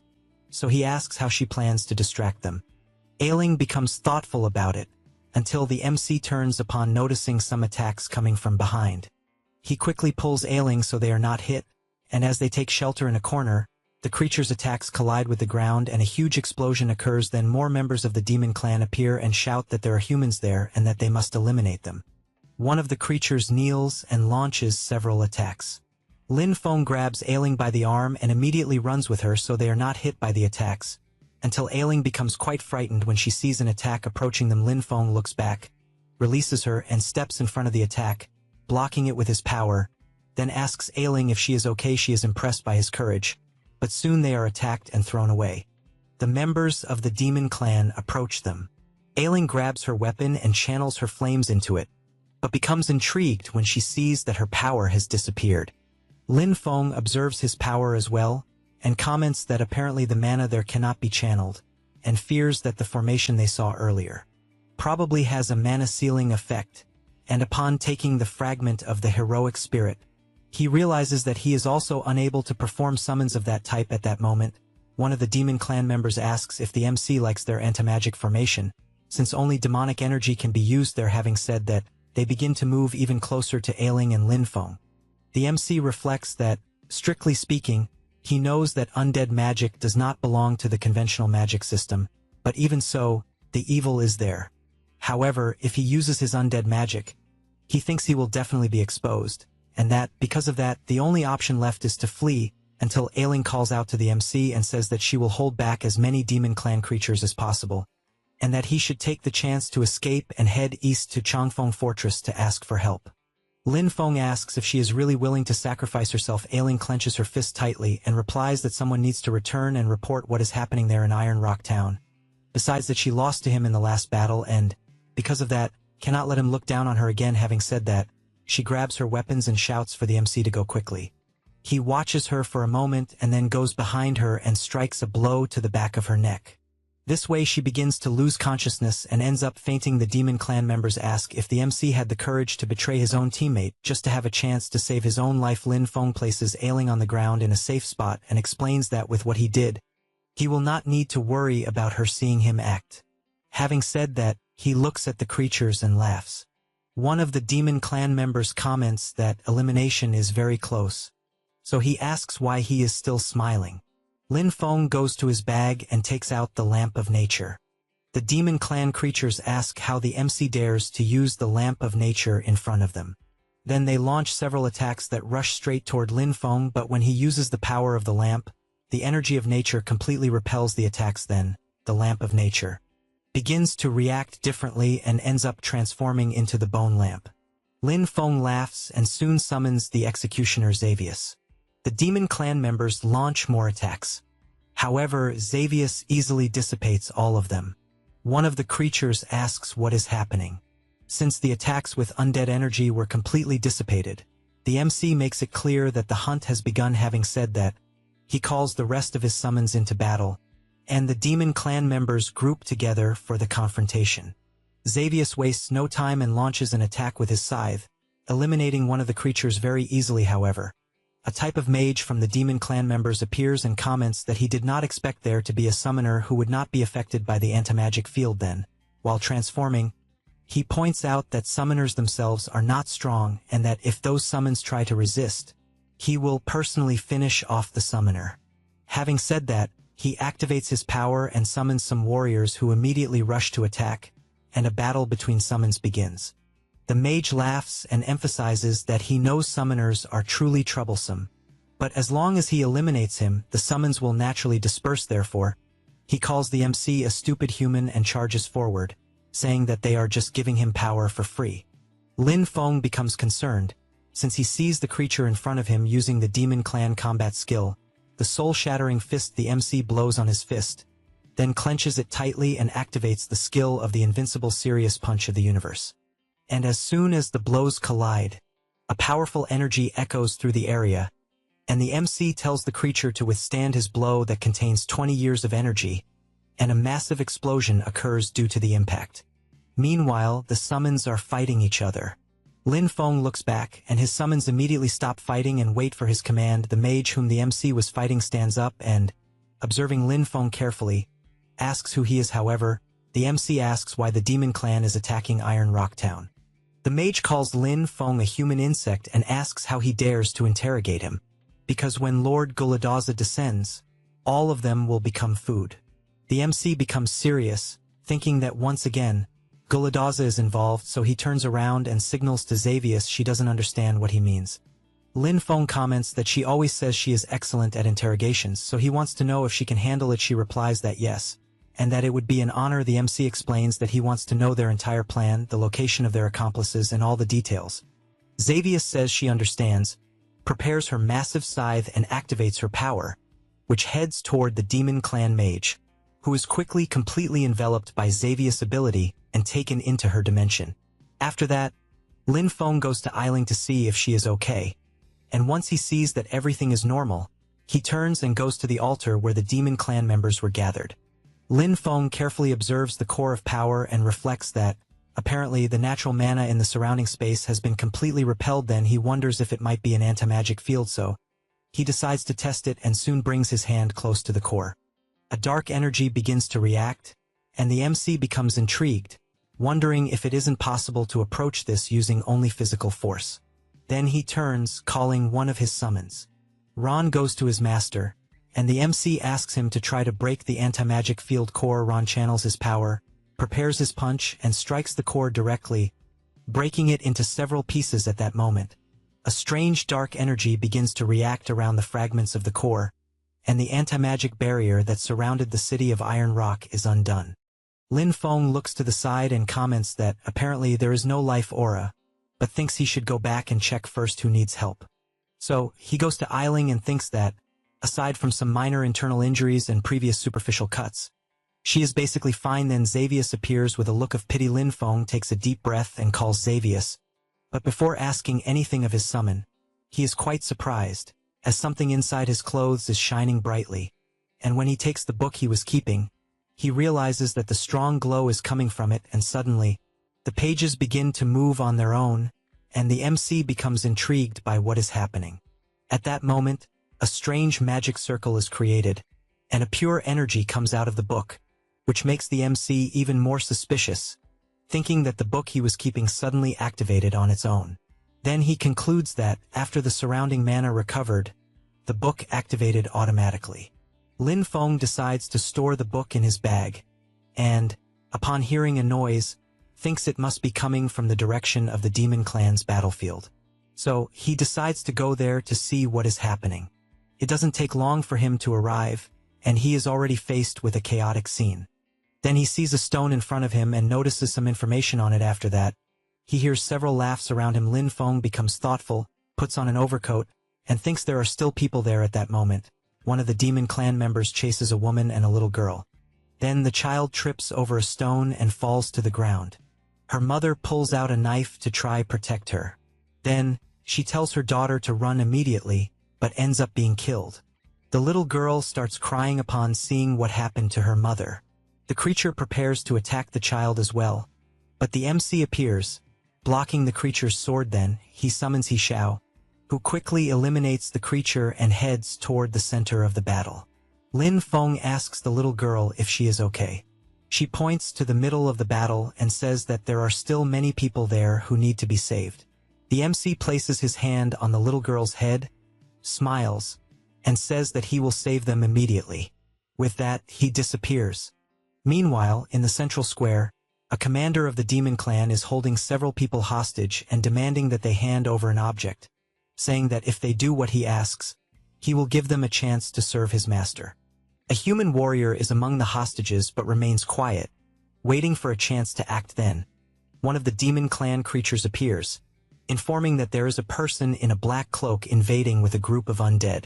The commander turns and comments that it is just a necromancer and there is no need for much fuss, but tells them to keep an eye on the commander who is there among the hostages, as he will go after that necromancer. However, the MCS summons appear, eliminating several demon clan creatures. At once the commander shouts for them to eliminate the summons, but Xiao approaches him and lands a tremendous punch, throwing him hard to the ground. The MC appears, and the demon clan creatures begin to look at each other and run away in fear. Lin Feng thinks that it is a good thing the creatures fled, as he is almost out of mana. Then, he quickly turns upon hearing a strange noise and, together with his summons, goes to the group of people who were being held hostage.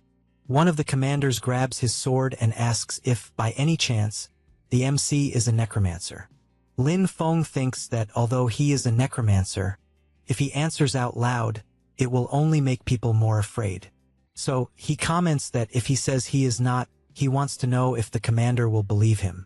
But what he really wants to know is what happened there. One of the soldiers says that the Empire issued an order in which all necromancers are wanted targets. The MC becomes serious and points out that he just saved all of them and that if he were an enemy, he would have eliminated everyone long ago. The commander looks around, gets nervous, drops his sword, and asks the MC to accompany him for a moment. Lin Feng decides to listen to what the man is saying, and after they walk a bit, the commander explains that those from the demon clan appeared out of nowhere and that their objective was the object ahead. The MC becomes intrigued and asks the man to be clearer.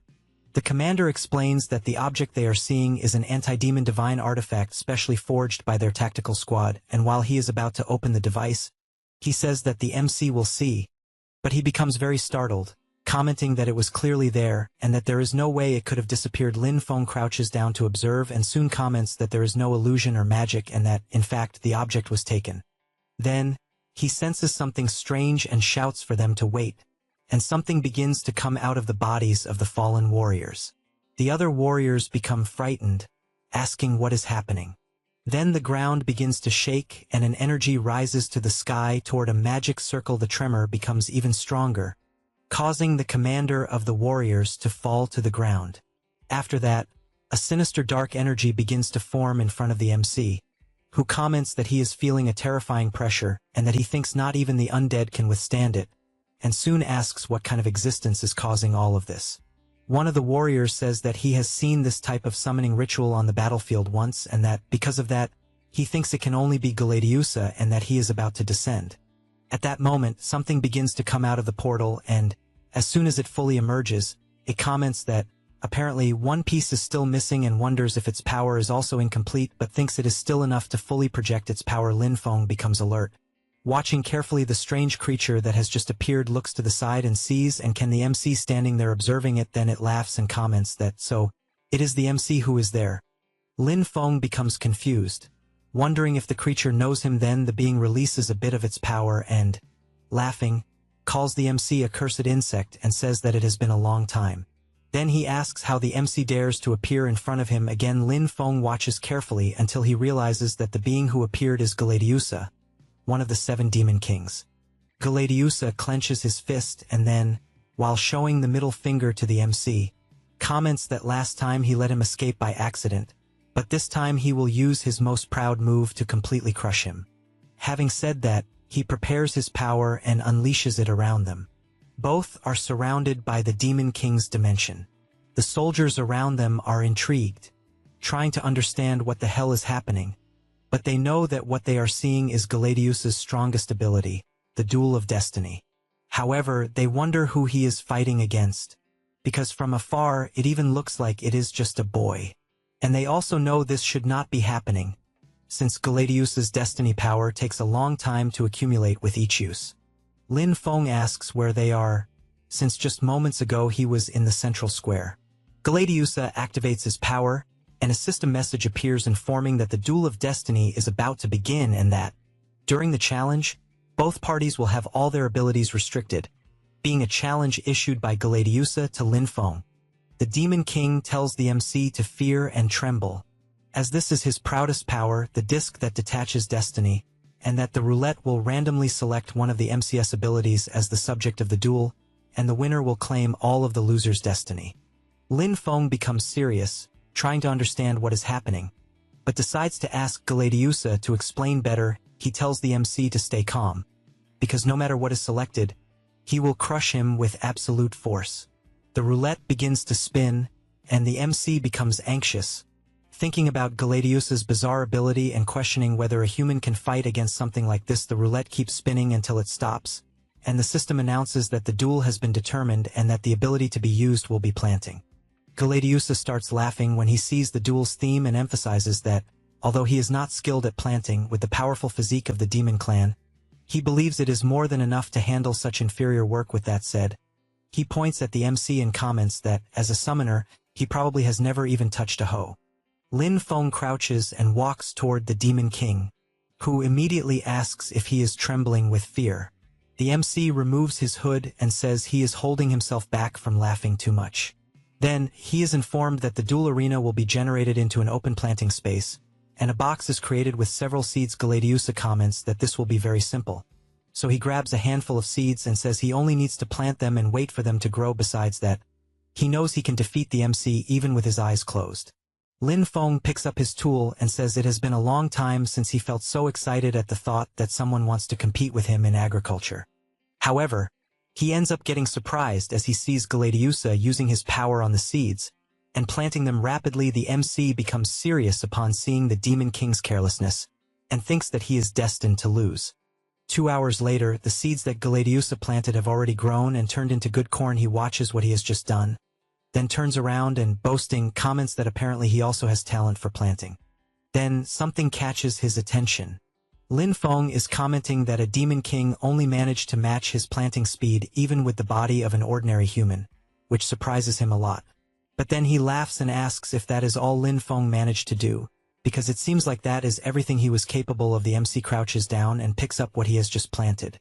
At that moment, the system appears informing that the planting has been completed and that the evaluation will begin, based on the plant's vitality, life force, and growth potential. Thus, Gladiusa waits for the result, just like the MC. But it does not take long, and the Demon King cannot believe what he is seeing. As it is announced that Lin Feng has won the duel, Gladiusa becomes furious, saying it is impossible and that clearly there is no difference between what the MC planted and what he planted. Lin Feng laughs and then explains that agriculture is not just about putting seeds in the ground and calling it a day. Having said that, he picks up one of the plants he planted and explains that he infused the seeds with nature magic, allowing them to absorb more nutrients from the soil. However, meanwhile, Gladiusa's demonic energy would only cause the seeds to wither. He cannot believe what he is hearing and, as he charges at the MC, says he refuses to accept this and that he will eliminate him with his own hands. Lin Feng asks if Gladiusa does not honor his word and questions what kind of demon king he is. Then, a shadow very similar to Gladiusa appears to protect the MC and ends up taking the blow from the real demon king. Lin Feng feels relieved to see that he will not be attacked. At that moment, the system appears informing that the challenge has ended and that the challenger's destiny has been cancelled due to prohibited behavior involving the use of brute force. Gladiusa's body begins to be torn apart and then starts to fragment after he disappears. A black mark is created on the MC's hand, and he becomes very intrigued, trying to understand what the hell just happened.